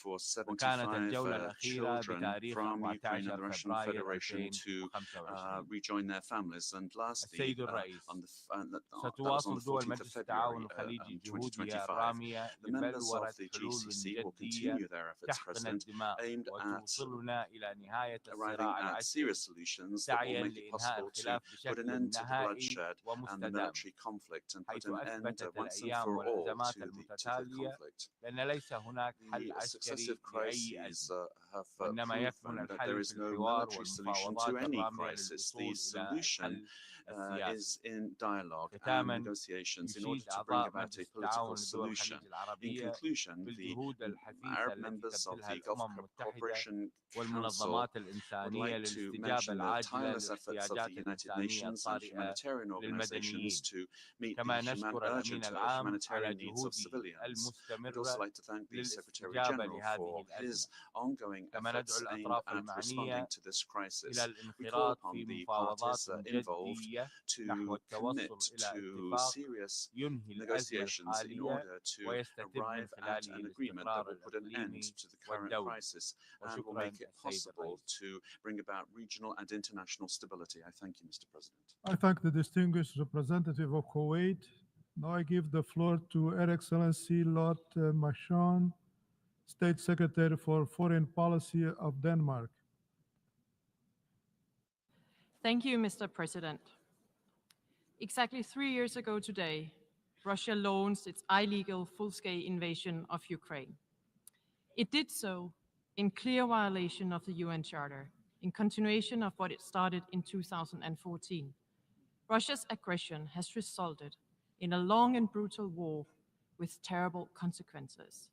It's a war that had millions more displaced and almost 13 million people in humanitarian need. Today, we have gathered here in the General Assembly to show our solidarity with the plight of Ukraine. Our aim is to advance on a comprehensive, just, and lasting peace in Ukraine, grounded in the principles of the Charter. To ensure that our calls for peace leave absolutely no doubt about the UN membership's commitment to the UN principles, the UN Charter, and the territorial integrity and sovereignty of nations. Let there be no doubt, no one wants peace more than Ukraine. We therefore welcome all efforts to bring this senseless war to an end. It needs to be a just, a lasting, and a comprehensive peace. The General Assembly resolution by the United States goes in that direction. With the adopted improvements to the text, it aligns with our shared vision for genuine peace and diplomacy. It refers to the core values we collectively must uphold: the sovereignty, the territorial integrity of states, which are and continues to be the basic principles of the Charter. The resolution correctly states there is only one aggressor, Russia, and one victim, Ukraine, in this savage war. It also underlines that for any peace to be just, lasting, and comprehensive, and in full compliance with the UN Charter, we must ensure that Ukraine's security, territorial integrity, and sovereignty are upheld. In our view, this resolution complements the resolution on advancing a comprehensive, just, and lasting peace in Ukraine, which we co-sponsored and supported. This is why Denmark has decided to vote yes to the US draft resolution with the adopted improvements. I thank you. I thank Her Excellency, the State Secretary for Foreign Policy of Denmark. I give the floor to the distinguished representative of Singapore. Mr. President, as a staunch supporter of international law and the principles enshrined in the UN Charter, Singapore firmly believes that the sovereignty, political independence, and territorial integrity of all countries, big or small, must be respected. The invasion of one country by another under any pretext cannot be justified. It is for this reason that Singapore has always taken a clear, consistent, and principled position on Russia's invasion of Ukraine, which is a clear violation of international law and the UN Charter. For small states like Singapore, upholding international law and the UN Charter is a matter of existential importance. Singapore is also deeply committed to the cause of securing peace and the peaceful settlement of disputes in accordance with the principles of international law as enshrined in the UN Charter. We call on all parties involved in this conflict to negotiate in good faith and step up efforts to bring an end to the hostilities. Mr. President, Singapore has voted in favor of the resolutions tabled by both Ukraine and the United States. It is our hope that the adoption of these resolutions will pave the way for a cessation of hostilities and create the foundation for a comprehensive, just, and lasting peace. I thank you very much for your attention. I thank the distinguished representative of Singapore. Now I give the floor to the distinguished representative of Ecuador. Gracias, señor presidente. Thank you, Mr. Hoy se President. cumplen 3 años del inicio de la guerra en Today is 3 Ucrania, years que continúa since the causando muerte y war in Ukraine sufrimiento began, that y sigue continues to cause representando suffering una and grave death, amenaza a la and paz continues y to pose seguridad a serious threat to internacionales. international peace and En la security. primera sesión de este 11º The periodo first session extraordinario of de this sesiones de 11th emergencia, emergency special celebrado el session 28 de held on the febrero de 28th of 2022, February of una amplia 2022, mayoría de la a broad comunidad majority of the internacional international anticipó community que esto ocurriría de anticipated no silenciarse that inmediatamente las armas. the war would La situación continue humanitaria unless se the deteriora cada weapons were día laid down. y son crecientes las And necesidades de we see the protección para la increasing needs población, for the population to incluyendo be mujeres, protected, including niños y women, personas en children, situación de and those vulnerabilidad, in situations of además de la grave vulnerability, crisis de in seguridad addition to alimentaria the que serious este food conflicto security ha generado. situation that this Señor presidente, conflict has created. desde el inicio de esta guerra, President, since this el war Ecuador ha began, expresado con Ecuador claridad has su clearly posición expressed en our position línea con los in line fundamentos de with su the política exterior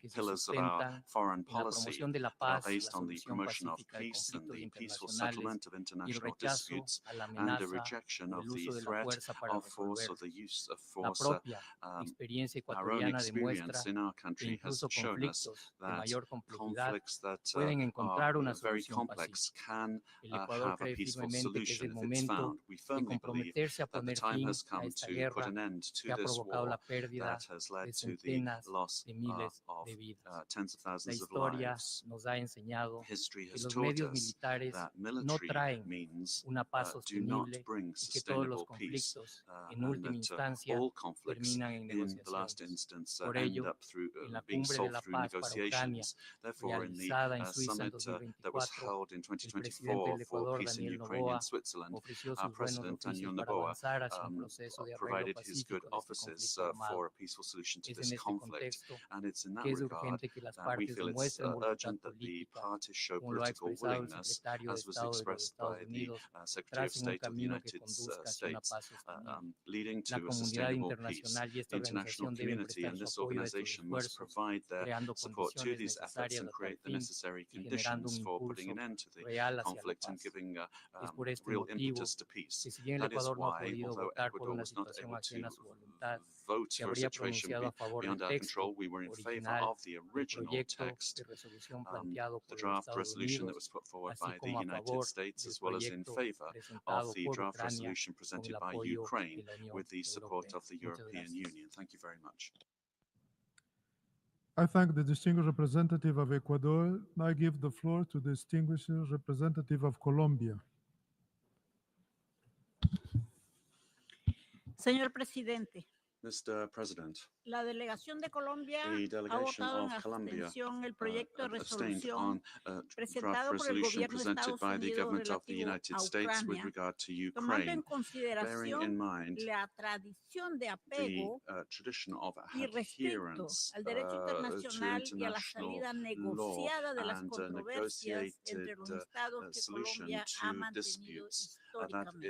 has been El Colombia's gobierno historic colombiano position. ha sido The enfático Colombian en su government has been oposición a la emphatic in guerra y a opposing todas las war acciones and que all busquen su actions continuación en el that tiempo attempt to y que continue se with a war alejen de over la time and that discusión move away franca from y en pie a de igualdad frank entre las partes. discussion on an equal Colombia se footing between the opone a cualquier parties. Colombia is intento opposed to any excluir a attempt una de las to partes exclude one of involucradas en the la guerra parties involved in de the los war procesos de from negociación the negotiating encaminados a dar una process respuesta aimed at providing definitiva a al lasting conflicto, response to the conflict. bajo el entendido de que solo la On the participación understanding de that las dos it is only partes with the podrá participation traer of both consigo una paz sides justa y that duradera. we can De see igual just and forma, lasting se peace abstiene come de about. apoyar la We also resolución, abstain from llamando supporting la the atención resolution, sobre la drawing falta de attention to acción the para lack una of salida action definitiva for a que ponga definitive end to the fin al crisis that would genocidio put en an la end franja to de Gaza genocide in the y a la Gaza Strip violencia and the generalizada en violence los generated territorios in ocupados the occupied palestinos. Palestinian territories. El despliegue de The acciones de los deployment estados of del norte actions global en of the Ucrania global north in contrasta de Ukraine manera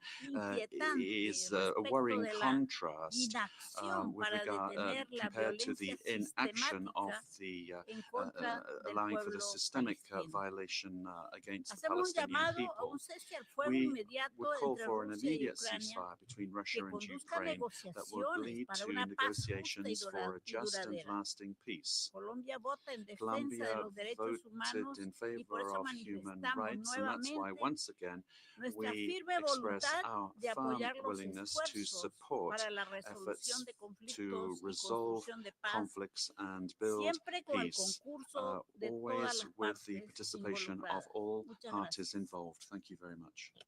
I thank the distinguished representative of Colombia. I give the floor to the distinguished representative of Qatar. شكرا لكم السيد الرئيس. Thank you, Mr. President. We asked for the floor to explain our vote after the vote on the draft resolutions that were proposed within the 11th emergency special session of the United Nations General Assembly here in Qatar. I would like to renew its principled position on the Russian-Ukrainian crisis, which is based on the United Nations Charter's purposes, especially Article 2, Paragraph 4 of the Charter, which forbids the use of force or threatening the use of force in international relations. We call upon all member states to respect the territorial integrity and political independence of other states.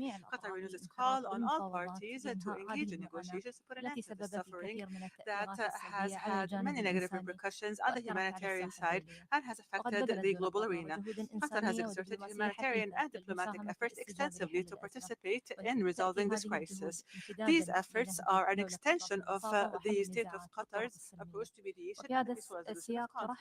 And here, the state of Qatar welcomes the fact that the Kingdom of Saudi Arabia is hosting talks between Russia and the Russian Federation and the United States, and we reiterate our support for these efforts to put an end to this crisis. Qatar renews its belief that dialogue is the best solution to disputes, and we reiterate our full readiness to participate in any international regional effort that aims at finding an immediate and peaceful resolution to this crisis. We also reiterate our interest in keeping all channels of communication open with all interested parties. I thank you. I thank the distinguished representative of Qatar. Now I give the floor to the distinguished representative of Timor-Leste. Thank you, Mr. President. Timor-Leste voted in favor of the resolution aimed at fostering a comprehensive, just, and enduring peace in Ukraine. We underscore the significance of upholding sovereignty, territorial integrity, and adherence to international law. We welcome the ongoing talks between the US and Russia to end the conflict and call for the wider involvement of all parties in the conflict for a lasting peace in Ukraine. We recognize that the ongoing conflict in Ukraine poses a serious threat not only to its citizens, but also to global stability and security. Timor-Leste calls for a swift end to the conflict and urges a lasting peace between Ukraine and the Russian Federation. Mr. Chair, our endorsements of the resolutions tabled by the Ukraine and the US is based on the following core principles. First, we affirm the sovereignty and territorial boundaries of every nation, including Ukraine, must be honored and safeguarded. Second, we condemn the severe human rights violations and humanitarian crisis resulting from aggression. We urgently call for an immediate halt to hostilities. Third, we advocate for resolving the conflict through inclusive diplomacy, dialogue, and political negotiations in line with the UN Charter and the international legal standards. We urge all parties involved in the conflict to stop fighting, respect international law, and strive for a peaceful settlement that prioritizes the health, dignity, and well-being of the Ukrainian people. I thank you. I thank the distinguished representative of Timor-Leste and now give the floor to the distinguished representative of New Zealand. New Zealand co-sponsored and voted in support of the resolution entitled Advancing a Comprehensive, Just and Lasting Peace in Ukraine. New Zealand also voted in favour of the amended Path to Peace resolution in line with New Zealand's support for all efforts to achieve a comprehensive, just and lasting end to this war as soon as possible. It has been 3 years since Russia commenced its illegal, full-scale invasion of Ukraine. New Zealand has consistently denounced that invasion, which was a grave breach of international law, including the UN Charter. New Zealand remains committed to upholding the Charter and international law, including the core rules and norms that underpin international peace and security. This includes respect for sovereignty and territorial integrity, and the prohibitions on the use of force and the threat of use of force. New Zealand maintains that Russia's invasion was illegal and unprovoked, and breached the prohibition on the use of force in Article 2.4 of the Charter. Our positions today are grounded on those core principles. This war has had a horrific human cost. It has caused immense suffering to the people of Ukraine and has significantly impacted regional and global stability. We welcome the effort that all parties are bringing to the shared endeavour of ending this conflict. We acknowledge the renewed energy the US has brought to these efforts. In seeking an end to this war, it is vital that we do so in a way that best achieves a comprehensive, just and lasting peace in accordance with international law. To do otherwise would be inconsistent with the principles and purposes of this grand organisation. Thank you. I thank the distinguished representative of New Zealand. Now I give the floor to the distinguished representative of Republic of Korea. Thank you, Mr. President. Today, we are gathered here once again for an emergency special session of the General Assembly, solemnly commemorating the 3rd anniversary of a war of aggression waged by a permanent member of the Security Council against a sovereign state. This blatant violation of the principles of the UN Charter continues to bring immense suffering to innocent people. There are 2 goals that everyone can agree on. 1, this senseless and unlawful war must come to an end as soon as possible. And 2, we must strive to uphold the fundamental principles of the UN Charter and international law. Now is the time to gather our wisdom and determination to achieve both objectives simultaneously as much as possible. In this light, the Republic of Korea voted in favor of both resolutions proposed by Ukraine and the United States, as well as the amendments to the US text proposed by the European countries.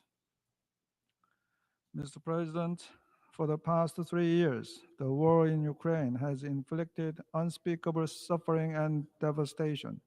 The tears of innocent civilians have long overflowed and are now nearly exhausted. Moreover, This war is now perilously globalized, with the security threats in Europe and Asia becoming ever more interconnected. No one imagined that North Korea would take part in this unjust war when it began. As explicitly stated in Ukraine's resolution today, for the first time, the involvement of North Korean forces in Ukraine, in addition to the procurement and the use of DPRK weaponry, is deeply troubling. The illegal military cooperation between Russia and DPRK, in blatant violation of multiple Security Council resolutions, must stop immediately. Mr. President, as this senseless war has continued for 3 years, we support diplomatic efforts and negotiations, though long overdue, to end this war. At this vital juncture, the international community must summon the collective wisdom and the resolve to ensure a peace settlement that brings about a just outcome and sustainable peace, and to guarantee that such tragedies never occur again. The Republic of Korea reaffirms its commitment to assisting the Ukrainian people as they persevere over the current hardship and rebuild their nation. I thank you, Mr. President. I thank the distinguished representative of Republic of Korea. I give the floor to the distinguished representative of Cuba. Gracias, señor presidente. Thank you, Señor President. presidente, advertimos reiteradamente ante esta Asamblea We General have repeatedly pointed sobre out las to this General consecuencias de una Assembly doctrina the militar consequences of crecientemente ofensiva de increasingly Estados Unidos y la offensive OTAN, military que doctrine of the ignoró las United States implicaciones and de la NATO, progresiva expansión de la which OTAN is leading to the fuera de sus progressive fronteras. expansion of NATO Hoy, beyond its el borders. conflicto en Ucrania Today, sigue the conflict in ocasionando pérdidas Ukraine humanas has been literales, the unilateral solo han sanctions contribuido have a only exacerbar la confrontación led en el to an terreno exacerbation y of the las situation tensiones on the regionales ground e and internacionales regional and y a international prolongar tensions el conflicto. and have prolonged the conflict. A pesar de los cambios Despite the introducidos al changes proyecto de made resolución to the L10, draft resolution el texto L10, mantiene the cuestiones text divisivas y still contains confrontacionales, divisive, con elementos confrontational politizados, aspects, y no politicized contribuye aspects that do not verdaderamente really al diálogo contribute y a la to negociación dialogue para and alcanzar una paz negotiation real to y duradera achieve con la genuine, lasting participación de peace todas with las the partes participation of involucradas. all the parties No involved. toma en cuenta las It legítimas does not preocupaciones take de into todos, account the ni legitimate reconoce concerns la that everyone responsabilidad has or de los que recognize the instigaron o responsibility of those desplegaron that acciones instigated agresivas que precipitaron la aggressive escalada del actions conflicto. that led Por to the ello, breakout of the Cuba ha conflict. votado en That's why abstención. Cuba Reiteramos que se precisa una abstained. solución What we diplomática need is seria, a serious diplomatic constructiva, solution that is realista y constructive, por medios realistic, pacíficos de la achieved actual by guerra en Ucrania peaceful en means, apego al derecho internacional in que adherence garantice with la international seguridad y law that will soberanía guarantee de the todos. security and sovereignty Cuba ha of all. insistido en ello Cuba has ante esta insisted Asamblea on General this before de this manera General Assembly consistente. consistently. En ese sentido, In this regard, hemos expresado we nuestro have apoyo a la expressed our propuesta conjunta support for the presentada joint por China y proposal Brasil presented by China para and la solución Brazil pacífica de for la the crisis, peaceful settlement en of the consonancia con crisis la trayectoria in de Cuba accordance en with defensa de la paz Cuba's y defense el of peace multilateralismo. and multilateralism. Ratificamos nuestro We invariable once compromiso again con la state Carta de our las Naciones Unidas commitment, unfailing y el commitment to derecho the UN internacional, Charter and la international law, independencia, la and the soberanía e independence and integridad territorial sovereignty de and los estados territorial y la integrity libre of states determinación and de the los pueblos, self-determination of así como peoples, nuestra as firme well as oposición our al firm uso o position amenaza del with uso de la regard fuerza to the use of contra force or the cualquier threat of the Estado. use of Muchas force gracias. against any state. Thank you very much. I thank the distinguished representative of Cuba. Now I give the floor to the distinguished representative of Saudi Arabia. السيد الرئيس Thank you, نجتمع Mr. اليوم بعد President. مرور We 3 meet here سنوات today على after بداية 3 الحرب years في have أوكرانيا passed since the war on ومنذ Ukraine بداية started الأزمة and since the دعت crisis المملكة العربية began. The Kingdom of السعودية Saudi Arabia إلى خفض has التصعيد called for وحماية de-escalation المدنيين and for the وتسوية protection of الخلافات civilians بالوسائل and for السلمية the من peaceful خلال resolution الحوار of ووقف conflict العمليات through العسكرية dialogue and an end to بما hostilities يسهم في إعادة الأمن in a والاستقرار manner للمنطقة that would والعالم contribute to the مقدمة restatement of peace and المبادرات stability in the وباذلة world. للجهود We have حيث offered نجحت initiatives مساعي and سمو efforts ولي العهد and رئيس مجلس His الوزراء في Highness إتمام صفقة the لتبادل الأسرى بين heir الطرفين apparent has كما succeeded in ركزت efforts المملكة to secure على an exchange أهمية of prisoners تلبية between the two الحاجات sides. We've also الإنسانية stressed التي the تزايدت importance مع of استمرار meeting الحرب humanitarian needs that have وجاءت increased as the war مساعدات began. المملكة The الإنسانية Kingdom of Saudi لأوكرانيا Arabia has استجابة offered humanitarian لذلك aid to Ukraine كما in استضافت response to المملكة these needs. اجتماع جدة Moreover, we بشأن hosted the الأزمة Jeddah الأوكرانية meeting on the Ukraine وتعيد crisis. المملكة العربية The Kingdom of السعودية Saudi Arabia التأكيد على reiterates العلاقات المتميزة the التي تربطها بأطراف الأزمة relations وعلى that موقفها exceptional الثابت relations it من enjoys ضرورة with all parties الالتزام and our باتخاذ position on the need بقانون to الدولة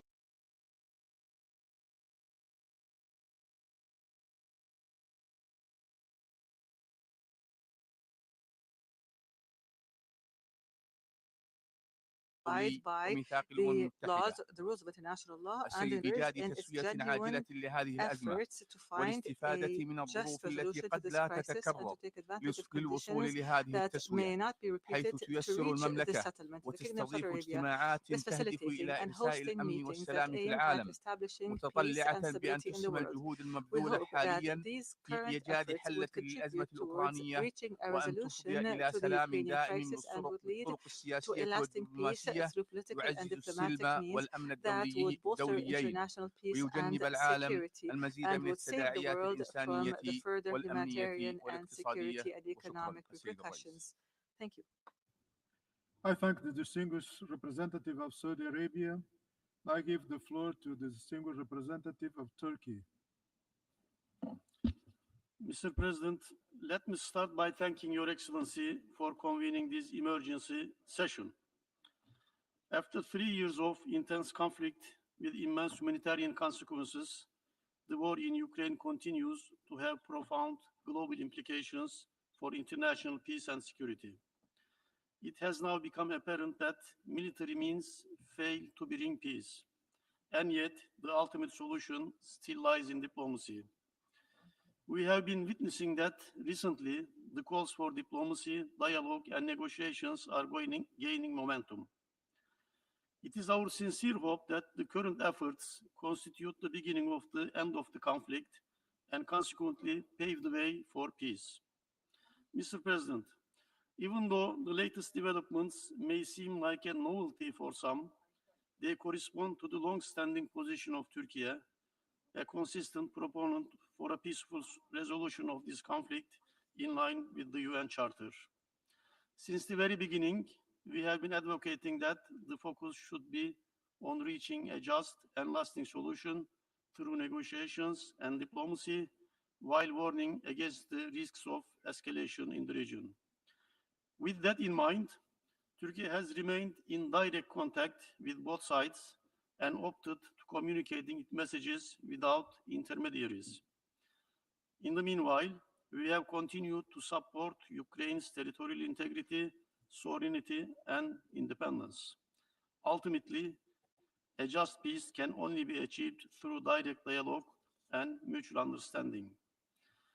The basic principle has shaped our approach to conflict since its outset. From Istanbul talks in March 2022 to Black Sea Grain Initiative and the exchange of prisoners of war, Turkey has actively pursued diplomacy and achieved concrete results.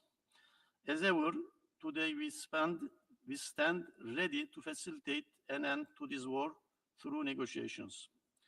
Mr. President, the responsibility of building peace should not be imposed on neither one country nor a group of limited number of countries.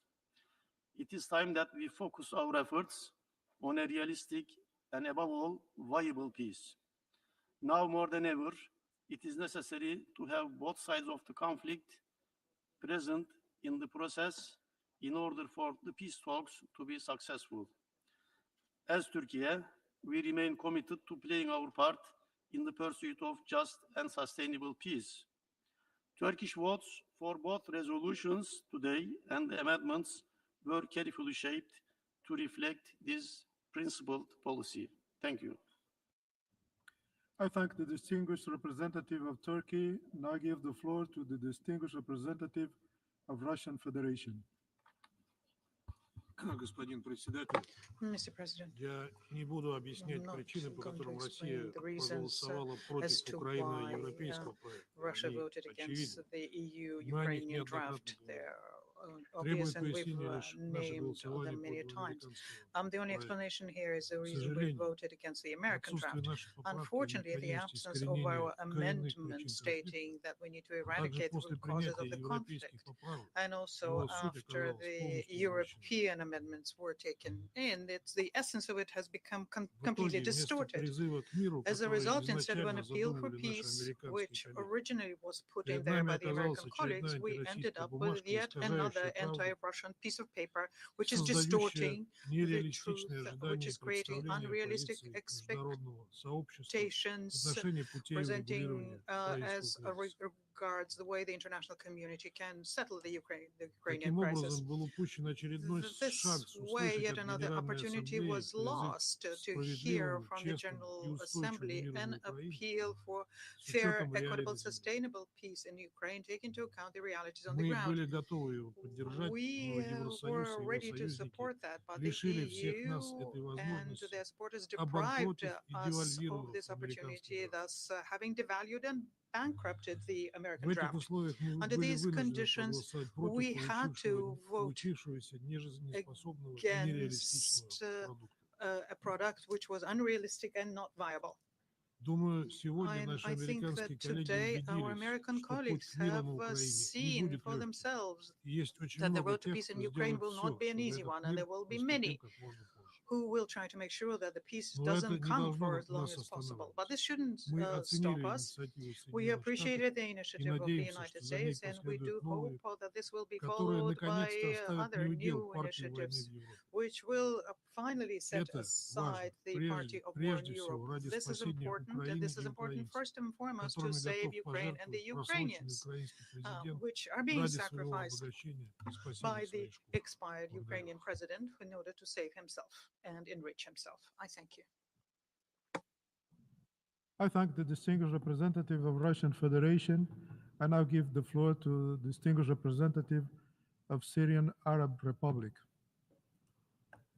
شكرا سيد الرئيس. Thank you, Mr. President. أشكركم على منح الكلمة I thank you for لشرح giving me the تصويت floor الجمهورية to العربية السورية. explain the vote of the Syrian Arab Republic. لقد أعلنت القيادة السورية الجديدة The new Syrian leadership, Mr. President, has declared its commitment to a balanced foreign policy that is based on the purposes and principles of the United Nations Charter and aims to establish مع جميع الدول amicable الأعضاء and في friendly الأمم relations المتحدة with all members of the United استنادا Nations لمبادئ الاحترام based on المتبادل the principle of mutual والمصالح respect المشتركة as well as بما common يعزز interests جهود and in a السلام manner that would والاستقرار bolster في efforts مختلف to أنحاء achieve peace and العالم stability throughout the world بعيدا عن away سياسات المحاور from the policies والاستقطابات of السياسية axes and political polarization. وبناء عليه Therefore, فقد صوتت بلادي my country بالامتناع على مشاريع abstained القرارات on المقدمة voting on the draft والتعديلات resolutions and التي طرحت the عليها. pursuant amendments. شكرا سيد الرئيس. I thank you, Mr. President.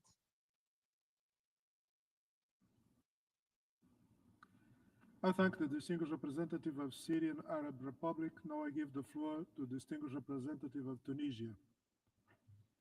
شكرا السيد الرئيس. Thank you, Mr. President. لقد صوتت تونس لصالح القرارين Tunisia المعروضين voted in اليوم favor أمام of the الجمعية two العامة resolutions presented to the من General Assembly منطلق today, إيمانها and الثابت this is because بمبادئ we القانون firmly الدولي. believe in the principles of international law. فبالنسبة لقرار أوكرانيا On the صوتت بلادنا Ukrainian لصالحه resolution, we voted in favor لأنه of that يدين resolution انتهاكات because ميثاق it الأمم condemns المتحدة violations لا of the سيما United منها Nations المادة Charter, الثانية including كما Article أنه 2. قرار يدافع It is عن a حق سيادة resolution that الدول defends ووحدة the أراضيها right of countries to have sovereignty and to maintain their territorial كما صوتت integrity. بلادي My country بفائدة القرار voted الأمريكي in favor لأنه of يدعو the إلى سلام US عادل resolution because وشامل it في calls for أوكرانيا. a just and comprehensive peace in Ukraine. تؤكد تونس أن Tunisia تصويتها هو تصويت affirms that يرتكز على its vote المبادئ is based on بعيدا عن principles أي and حسابات is جيوستراتيجية not related to any وهو geostrategic تصويت calculations. لصالح It is a قواعد vote that is القانون a الدولي vote in الآمرة favor of the والملزمة principle لكافة of الدول الأعضاء في United منظمتها international الأممية. laws that are binding to our في هذا members of السياق the United Nations تأمل تونس organization. أن ترى نفس Tunisia الالتزام hopes والتضامن that من it will المجموعة see the same الدولية amount of عندما commitment يتعلق and الأمر solidarity from بالقضية the international community الفلسطينية when it comes to the وبحق Palestinian الشعب question and الفلسطيني the right of the في تقرير Palestinian people مصيره to وبحق دولة self-determination and فلسطين the right في of the السيادة state of والوحدة Palestine to الترابية. have sovereignty and وشكرا سيد territorial الرئيس. integrity. I thank you. I thank the distinguished representative of Tunisia. I now give the floor to the distinguished representative of Brazil. Thank you, Mr. President. Mr. President, everyone agrees that the war that has raged Ukraine in the past 3 years has to end. Destruction is the only concrete result of 3 years of violence. Yet, we have decided to abstain on resolutions L10 and L11 in an attempt to preserve an atmosphere that is more conducive to dialogue and the end of this conflict. We encourage member states to focus on building bridges and negotiating in a transparent manner and in due regard for agreed and standard language. In our understanding, neither of the texts before us were ripe for action today. L10 reiterated concepts that have not, so far, helped us to advance towards peace. L11, on the other hand, was presented with insufficient time for a constructive process of consultations and adjustment. We believe a landing zone between both projects is still both possible and desirable. We see merits in both texts. Brazil will continue to play a constructive and proactive role, both in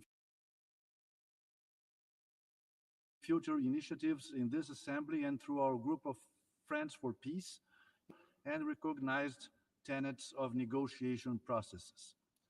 The world wants peace, dialogue, effective multilateralism, and strengthened diplomacy. For long, diplomacy has been criticized for not preventing the war in Ukraine. However, we may now finally realize that when diplomacy falls short, the solution is not less diplomacy, but more. The United Nations is the appropriate forum to bring the parties together, facilitate a lasting agreement, and put an end to this ruthless war. I thank you. I thank the distinguished representative of Brazil. I give the floor to the distinguished representative of the Islamic Republic of Iran. Bismillah ar-Rahman ar-Rahim. Mr. President, I would like to reiterate my delegation's consistent position, which has been expressed numerous times during 11th special session since 2022. The Islamic Republic of Iran reiterates its principal position that all disputes should be resolved through peaceful means and dialogue in accordance with international law, including the Charter of the United Nations. Since the onset of the crisis in Ukraine, the Islamic Republic of Iran has maintained a clear, consistent, and unwavering position. We have emphasized that all UN member states must fully respect the purposes and principles enshrined in the United Nations Charter, as well as international law, including the principles of sovereignty, independence, unity, territorial integrity, and the imperative to refrain from the threat or use of force. The Islamic Republic of Iran has repeatedly called for an immediate cessation of hostilities and the escalation of tensions. It has long been the position of my delegation that in order to find long-term and sustainable solutions to crises such as these, it is essential to address their root causes. We note that the current complexities in the fragile region of Eastern Europe have been exacerbated by the provocative actions and decision of certain states as well as NATO, which have led to a geopolitical divide in that region. Regrettably, the Islamic Republic of Iran has been facing baseless allegations from some parties to this conflict that my delegation repeatedly has denied and continues to reject it categorically. After considering the motivation of some of the member states sponsoring today's resolutions, we have come to the conclusion that this is another political move in a wider geopolitical rivalry. I want to reiterate that the references made to the purposes and principles of the United Nations in resolutions just adopted a few minutes ago must in no way be regarded as reinterpretation of the United Nations Charter. For all of those reasons, my delegation abstained in the voting on these resolutions. Finally, it should be mentioned that the Islamic Republic of Iran will continue its constructive engagement to help the peaceful resolution of this crisis. I thank you, Mr. Chair. I thank the distinguished representative of the Islamic Republic of Iran. We have heard the last speaker in the explanation of vote after the vote. As agreed earlier, The Assembly will resume the debate on Agenda Item 5. I now give the floor to His Excellency Jim O'Callaghan, Minister of Justice, Home Affairs and Migration of Ireland.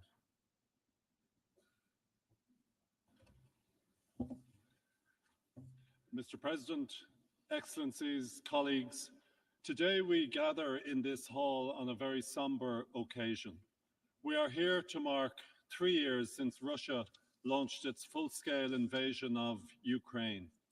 We are here to reaffirm our steadfast commitment to international law and to the fundamental principles of sovereignty and territorial integrity outlined in the UN Charter.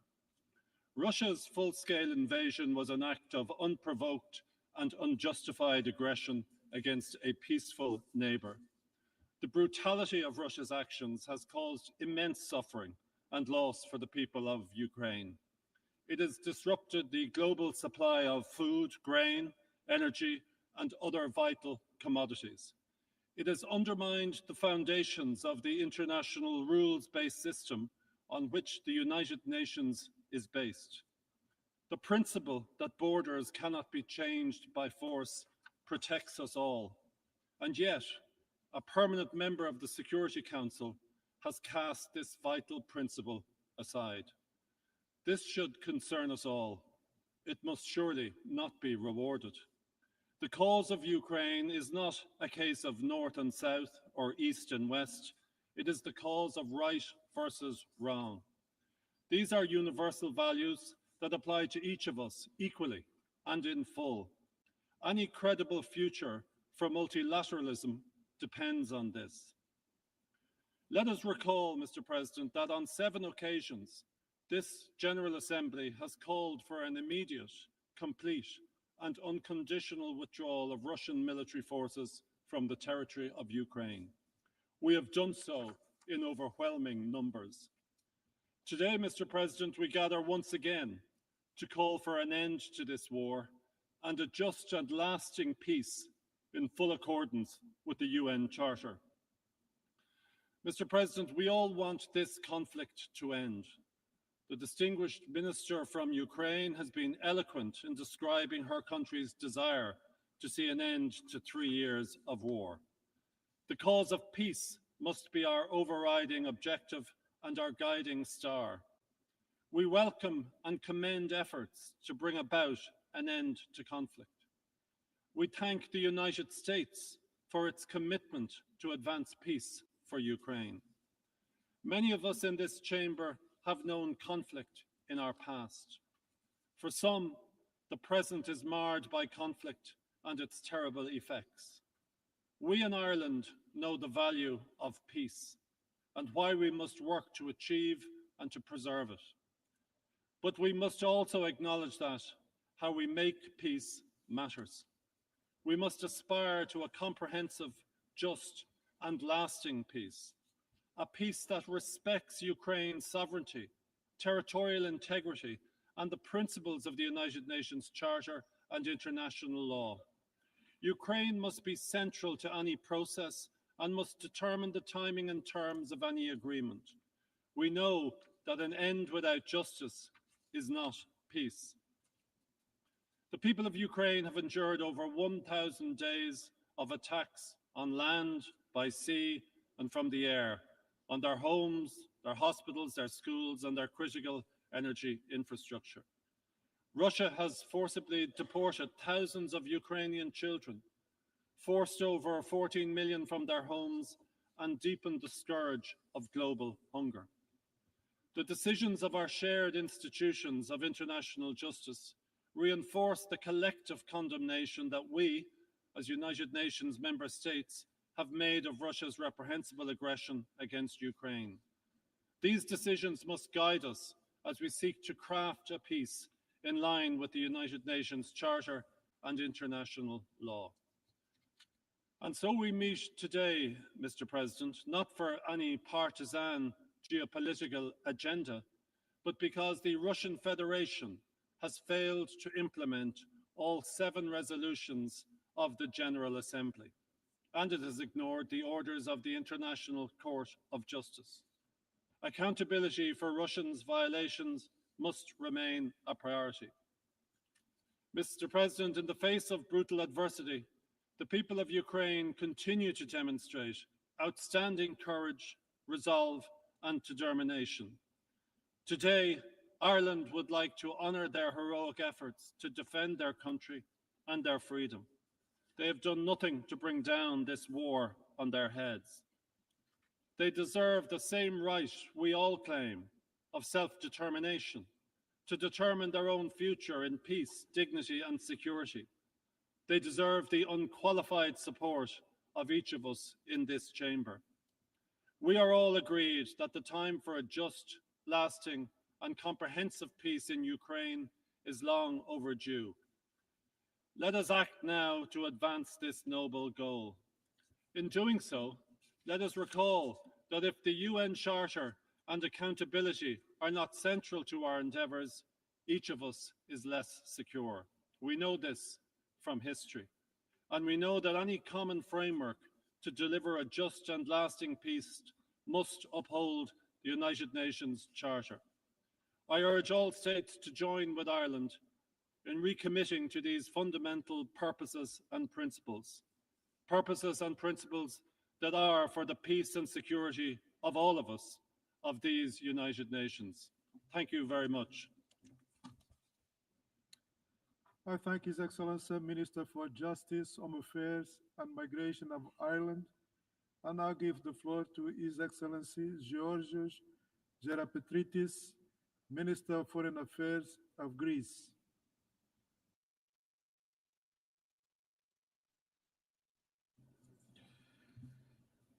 Thank you, Mr. President, for convening today's meeting of the General Assembly. President, Excellencies, colleagues, our meeting here today marks the third anniversary of the Russian invasion of Ukraine. Greece's foreign policy has been invariably defined by its commitment to international law, to the UN Charter, and the respect of international treaties that define borders between states. Therefore, we condemn in the strongest terms any breach of international peace and security effected through military action by any state against the independence, sovereignty, territorial integrity of any other state. Based on those principles, on the issue of Ukraine, Greece's stance has been very clear from the 24th of February 2022. We have consistently supported all previous calls to put an end to the war in Ukraine, welcomed thousands of refugees from the war-torn country, and worked together with other nations to promote relevant UN General Assembly resolutions. Once again, we call for the cessation of hostilities and a peaceful resolution. This war has already caused immense destruction and suffering. We need peace. Perhaps peace might not be within grasp, but it might be within sight. But what is needed is not only a cessation of hostilities, but mostly a comprehensive and lasting settlement through inclusive diplomacy based on the UN Charter and international law. We also need an agreement that will guarantee and act in a deterring and preventive way in the years to come. The war must stop. We all agree on this, and we commend all efforts to this effect. Yet, it is incumbent that fundamental principles of international law enshrined in the UN Charter are explicitly stated. It is in this vein that our vote was directed earlier today.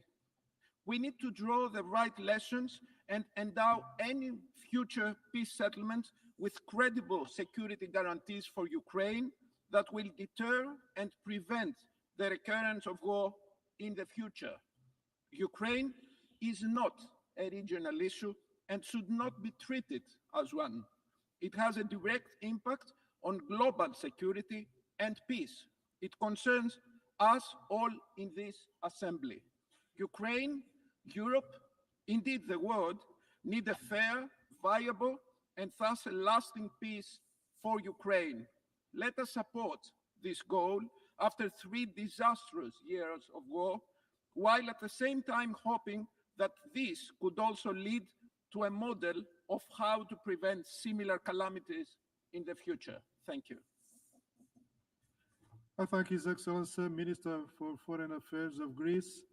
I now give the floor to His Excellency Radosław Sikorski, Minister of Foreign Affairs of Poland.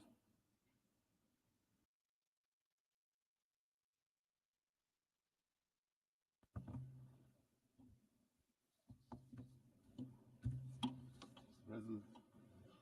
Excellencies, ladies and gentlemen, I had many ideas for today's speech, but one by one I discarded them.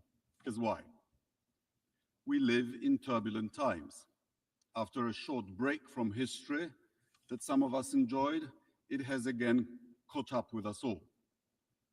In times like these, when the world seems out of joint, when the old seems to be dying, but the new cannot yet be born, what we need is a return to basics. To questions about what's right and what's wrong, what's true and what's false, what's actually happened and what's just a figment of propaganda. Almost exactly 3 years ago, on March 2nd, 2022, nations of the world gathered here in a special session, faced with a straight question: whether to condemn, applaud, or ignore Russia's invasion of Ukraine. Their answer was clear. The measure condemning Vladimir Putin's actions was adopted by a vote of 141 in favor, with 35 abstentions, an unequivocal reaffirmation of our commitment to Ukraine's sovereignty, independence, unity, and territorial integrity. Only 5 countries voted against, among them Russia, Belarus, North Korea, and representatives of the now deposed Syrian regime. Quite a company. According to Kremlin's propaganda, what started 3 years ago was a justified reaction to Western imperialism allegedly threatening Russia's security. In fact, we have seen a modern-day colonial war against Ukrainian people who want a better life and realize they can never achieve this goal by going back to their subjugation to Russia. That is what they are being punished for, an effort to free themselves from under the control of a former metropolis. Many countries represented here know the experience. Kremlin aggression is a manifestation of a failing empire's desperate struggle to restore its sphere of influence. We all knew it back then. Fast forward 3 years, and the same group is no longer so sure. What happened? Basic facts have not changed. Russia invaded a sovereign nation, violating its rights to existence and self-determination. During the course of war, Russian forces have killed thousands of people. They have indiscriminately bombed both military and civilian infrastructure, apartments, hospitals, schools, kindergartens, you've seen it all. War crimes have been committed. Thousands of Ukrainian children have been kidnapped and sent to Russia to strip them of their national identity. Vladimir Putin does not only want to destroy Ukraine's presence, he wants to steal its future too. We all knew it back then. We still actually know it. Opinions in this body began to shift not because facts have changed. They are changing because of self-interests. Some of our member states now seem to believe that ending the war at any cost and restoring business as usual with Russia will be beneficial. As a representative of the country neighboring both Russia and Ukraine, I can tell you it will not. By normally normalizing relations with Moscow, you would be entrusting your security and economic stability to an autocrat and a war criminal in an international environment much more unstable than it was a decade ago. Russian victory, may it never come, would not create a more just global order. It wouldn't benefit countries dissatisfied with where things stand now. It wouldn't even bring about a more just and prosperous Russia. Suffice to say, there are now more political prisoners in Russia than there were in the 1980s when the Soviet Union invaded Afghanistan. There are many more casualties as well. Repercussions of an appeasement would also not be limited to Russia's immediate neighborhood. Kremlin's green men, well known from Donbass, are already present in African, Latin American, and Asian countries operating under different names. Let Putin win in Ukraine, and their activities will only intensify. Moscow's disruptive actions in Africa echo its actions in Europe, undermining stability, supporting illiberal regimes, discrediting the West. Thousands of mercenaries from the so-called Wagner Group, now charmingly renamed Afrika Corps, are employed by local warlords and rewarded with access to precious metals and mineral mines, stripping Africa yet again of its wealth. If Ukraine is abandoned today, who will be next? Another country in Eastern Europe? Possibly, but possibly a country in the Middle East or an African state targeted to serve as a Russian military base, replacing Syria, where a regime propped by the Kremlin recently collapsed. Ladies and gentlemen, we've just heard another performance by the Russian ambassador consisting of lies, propaganda, and hypocrisy. He referred to Ukraine as a project.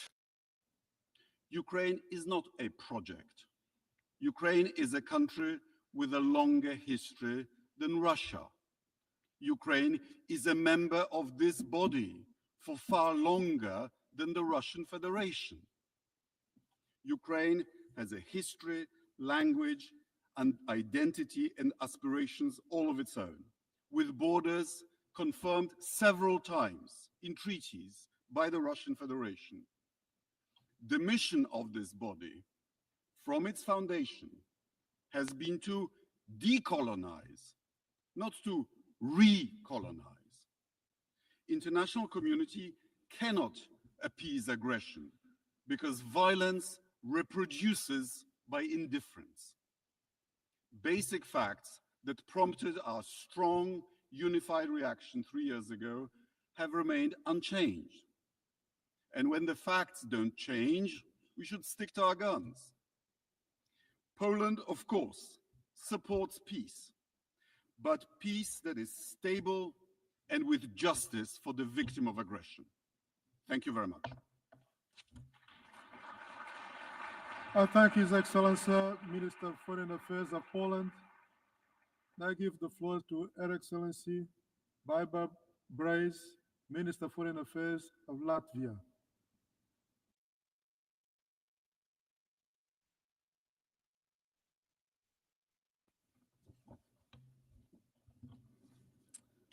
Mr. President,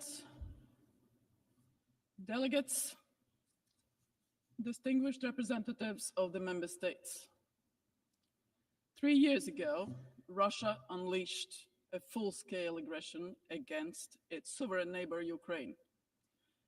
3 years ago, Russia, a permanent member of the UN Security Council, blocked that council from taking action mandated by the UN Charter to uphold international peace and security.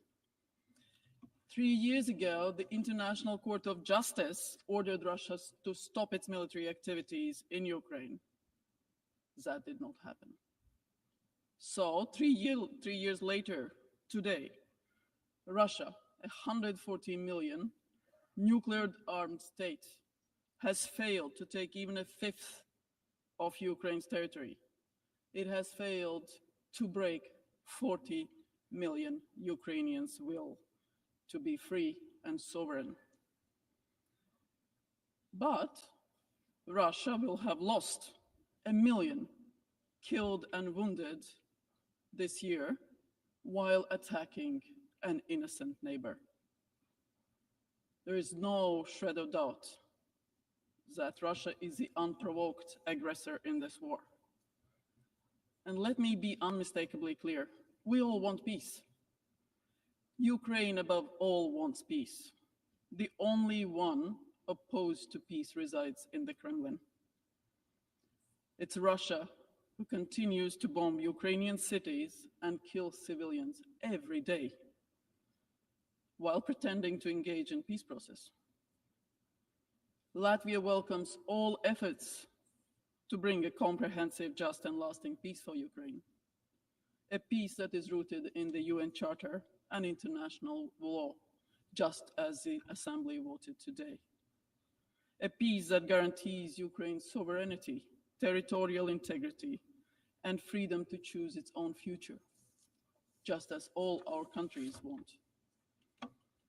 A peace that ensures that Russia is unable to resume its brutal aggression. In principle, peace is easy to achieve. Russia needs to stop fighting. That is the end of the war. But if Ukraine stops fighting, that's the end of Ukraine.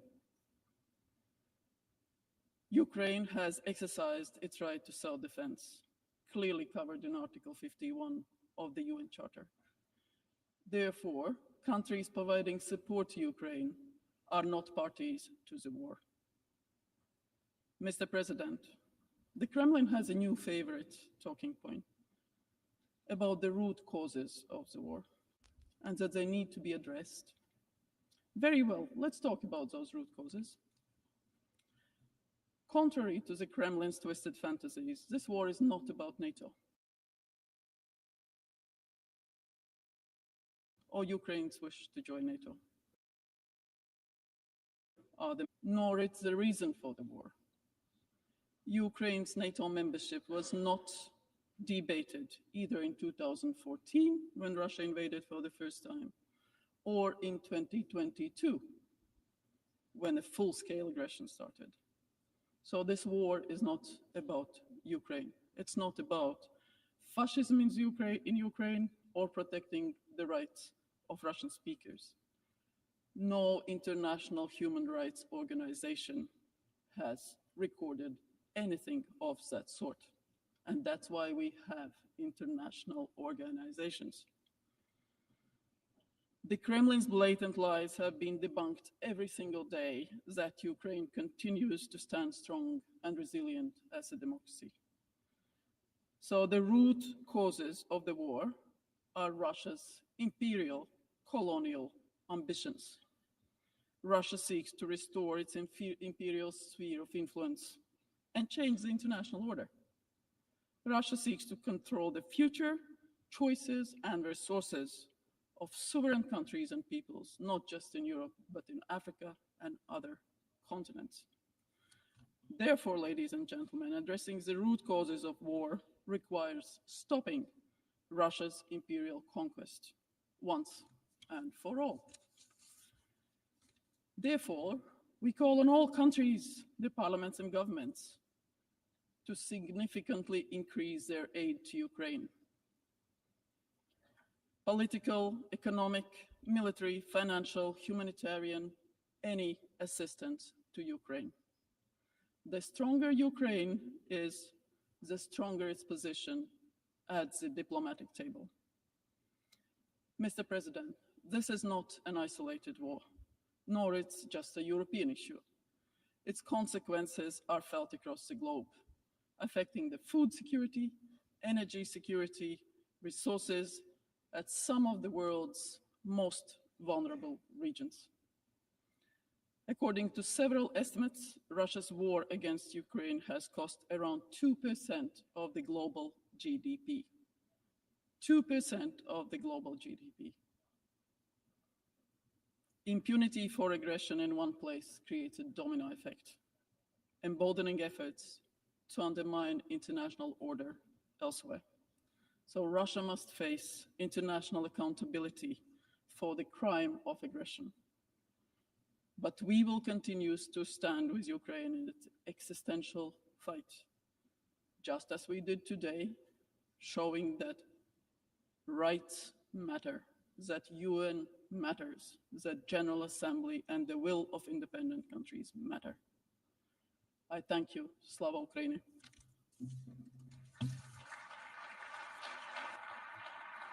I thank Her Excellency Minister for Foreign Affairs of Latvia. I give now the floor to Her Excellency Gabija Grigbaitė Dodžytė, Vice Minister Foreign Affairs of Lithuania.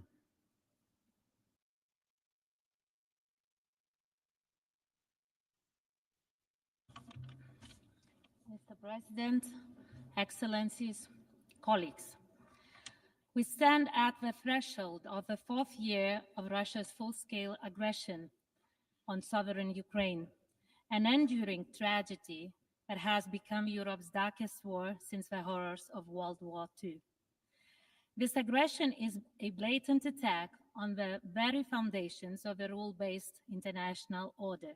It is an attack on our shared values, and at the same time, it is a test to our collective resolve and common understanding of this fundamental moment shaping the future of global peace and security. 3 years later, Ukraine continues to resist heroically. Putin's attempt to military conquest Ukraine has failed. Ukraine has shown the world what true courage and resilience looks like, and its unwavering commitment to defending its sovereignty, independence, and freedom still continues to inspire us all. Today, my message is clear. We cannot give up and must continue to stand for Ukraine. We must continue to support Ukraine as its struggle is inseparable from our shared commitment to peace, security, and the defense of the values enshrined in the UN Charter. UN General Assembly has played a crucial role in defending these fundamental values, together with upholding credibility of international law by condemning this crystal clear act of aggression. And UN General Assembly has defended international law today again. The resolution advancing a comprehensive, just and lasting peace in Ukraine is a decisive step. Lithuania strongly believes that it is in the interest of all member states to support this resolution. It is not only support for Ukraine, it is about defending the principles that guarantee security for all nations. And Lithuania reiterates that any peace proposal or resolution must include strong reference to the fundamental principles of the UN Charter, particularly the sovereignty and territorial integrity of all states, and we strongly supported amendments that were introduced by France to the resolution tabled by the US. Colleagues, the pursuit of peace requires constant commitment to international norms and international justice mechanisms by first respecting the mandates and then by not undermining the role that they have been entrusted. And we must remain fully committed to also creating new justice mechanisms if existing ones cannot deliver far-reaching justice for Ukraine being the victim of brutal aggression of Russia. Furthermore, accountability for the crime of aggression against Ukraine must not be an afterthought.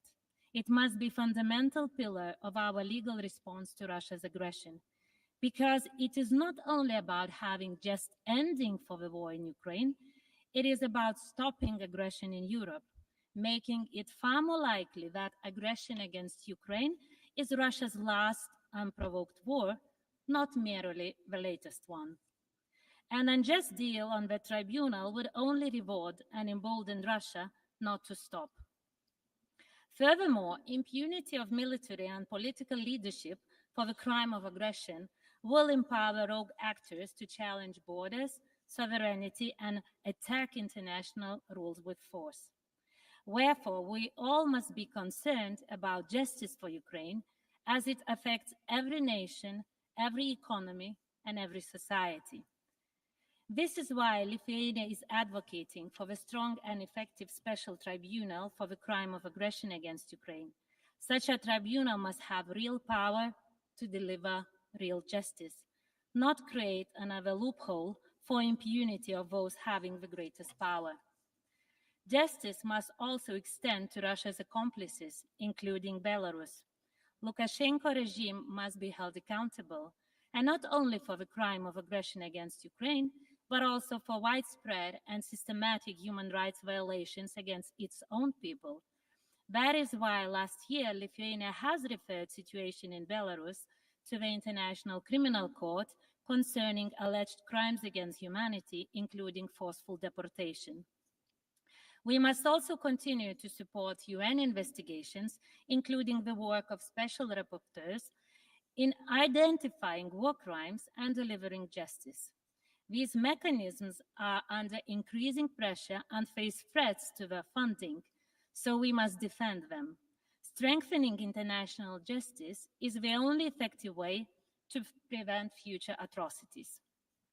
Justice takes time, but it must be felt by every victim of aggression against Ukraine.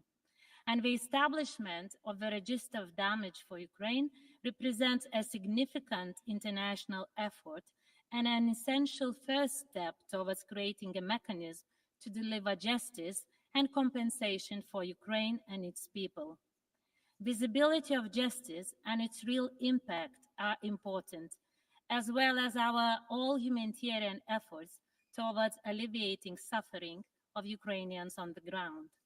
We commend the UN for their efforts in supporting Ukraine with humanitarian aid. The UN's role in humanitarian aid and reconstruction remains essential. The devastating impact of the aggression against Ukraine requires ongoing and sustained global efforts.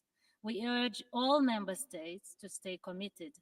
Ukraine's recovery is not just about rebuilding, it is about reaffirming peace, stability, and respect for international law. Colleagues, our support for Ukraine must remain unwavering. We continue to be guided by the same principle: nothing about Ukraine without Ukraine. And so-called peace that forces Ukraine to submit to Russian terms does not guarantee peace. Ukraine must enter any negotiations from a position of strength and justice, because just and lasting peace is only possible if Ukraine is empowered and Russia's ability to wage aggression is crippled. Because weak response today incites aggression tomorrow. Justice, strength, and unity are the only answers to tyranny and lawlessness. But our actions must match our words. Talking about what we cannot do weakens our position. We must focus on what we can do instead. Ukraine must be free to choose its alliances, security arrangements, and finally, its future. Ending the war is possible, but true peace can never be dictated by the aggressor. The path forward lies in the defeat of Russia in Ukraine and Ukraine's victory by restoring its territorial integrity and independence.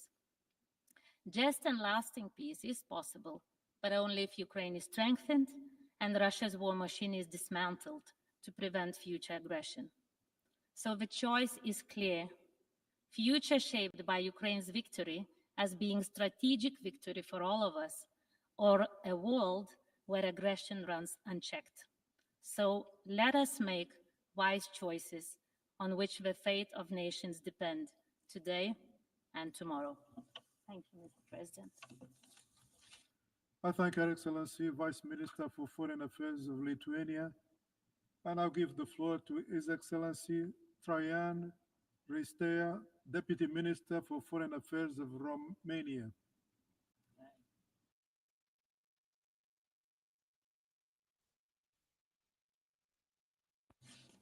Thank you very much, Mr. President. Mr. President, Your Excellencies, ladies and gentlemen, the root cause of today's war in Ukraine is the illegal annexation of the Crimean Peninsula in 2014, followed by the full-scale invasion of Ukraine in 2022 February, exactly 3 years ago. Russian Federation needs to unconditionally withdraw all its troops from the internationally recognized territory of Ukraine. This should be the silver line for any negotiation effort meant to achieve a comprehensive, just, and lasting peace in Ukraine. The United Nations General Assembly stood by Ukraine in the past 3 years in defense of its sovereignty, independence, unity, and territorial integrity because these are in line with the purposes and principles of the United Nations Charter. These defense lines that the General Assembly has taken is consistent with its work in the last 80 years since the Charter was negotiated, thus keeping alive the spirit of the San Francisco Conference. As a country neighboring Ukraine, Romania has witnessed in the last 3 years the multidimensional consequences of the war launched by Russia. Being a frontline state and benefiting from European solidarity, the government of Romania has employed to the best of its ability a wide range of measures in order to mitigate the consequences for the rest of the region and, if possibly, worldwide. In line with the human rights law, we welcome the civilians seeking shelter and currently take care of almost 250,000 Ukrainians that were granted temporary protection in Romania. We focused our attention to the needs of women and children by employing programs and extending cooperation with most of the United Nations agencies that were on the ground. In line with the international humanitarian law, we have facilitated the export of over 70 million tons of goods, of which 55 million tons of grains, to ensure the continuity of the global supply chain. The focus of our actions has been on ensuring transit of agricultural products so as to mitigate the risk of food insecurity worldwide. The European Solidarity Lanes meant using Romanian roads, railways, river, and Black Sea ports to ensure food products can be available for the global market. Even after peace will be achieved, we will continue to lend support to the overarching goal of food insecurity by putting in use the existing infrastructure. In line with international law, we sought to establish a tribunal for holding accountable those responsible of all crimes against and in Ukraine, including the crime of aggression. Ukraine is entitled to the strongest reply in terms of judicial accountability, and Romania is part of the efforts to establish the best possible international tribunal in this regard. It must serve as an example of compliance with the United Nations Charter, as a discouragement of any such future action from any state. Mr. President, Romania will continue to support Ukraine during the process and after reaching out a comprehensive, just and lasting peace, because we are determined to live up to our commitments to respect the United Nations Charter and international law. This is not a peace for Ukraine, but it is a peace for the whole world. Any conversation on the future of Ukraine and of the neighboring region needs to factor in Ukraine and European countries, particularly those that were affected by the invasion. We cannot allow 80 years after the creation of the United Nations Charter for the clock to be set back in time, for the borders to be retraced by force, and for unprovoked wars to start against sovereign states.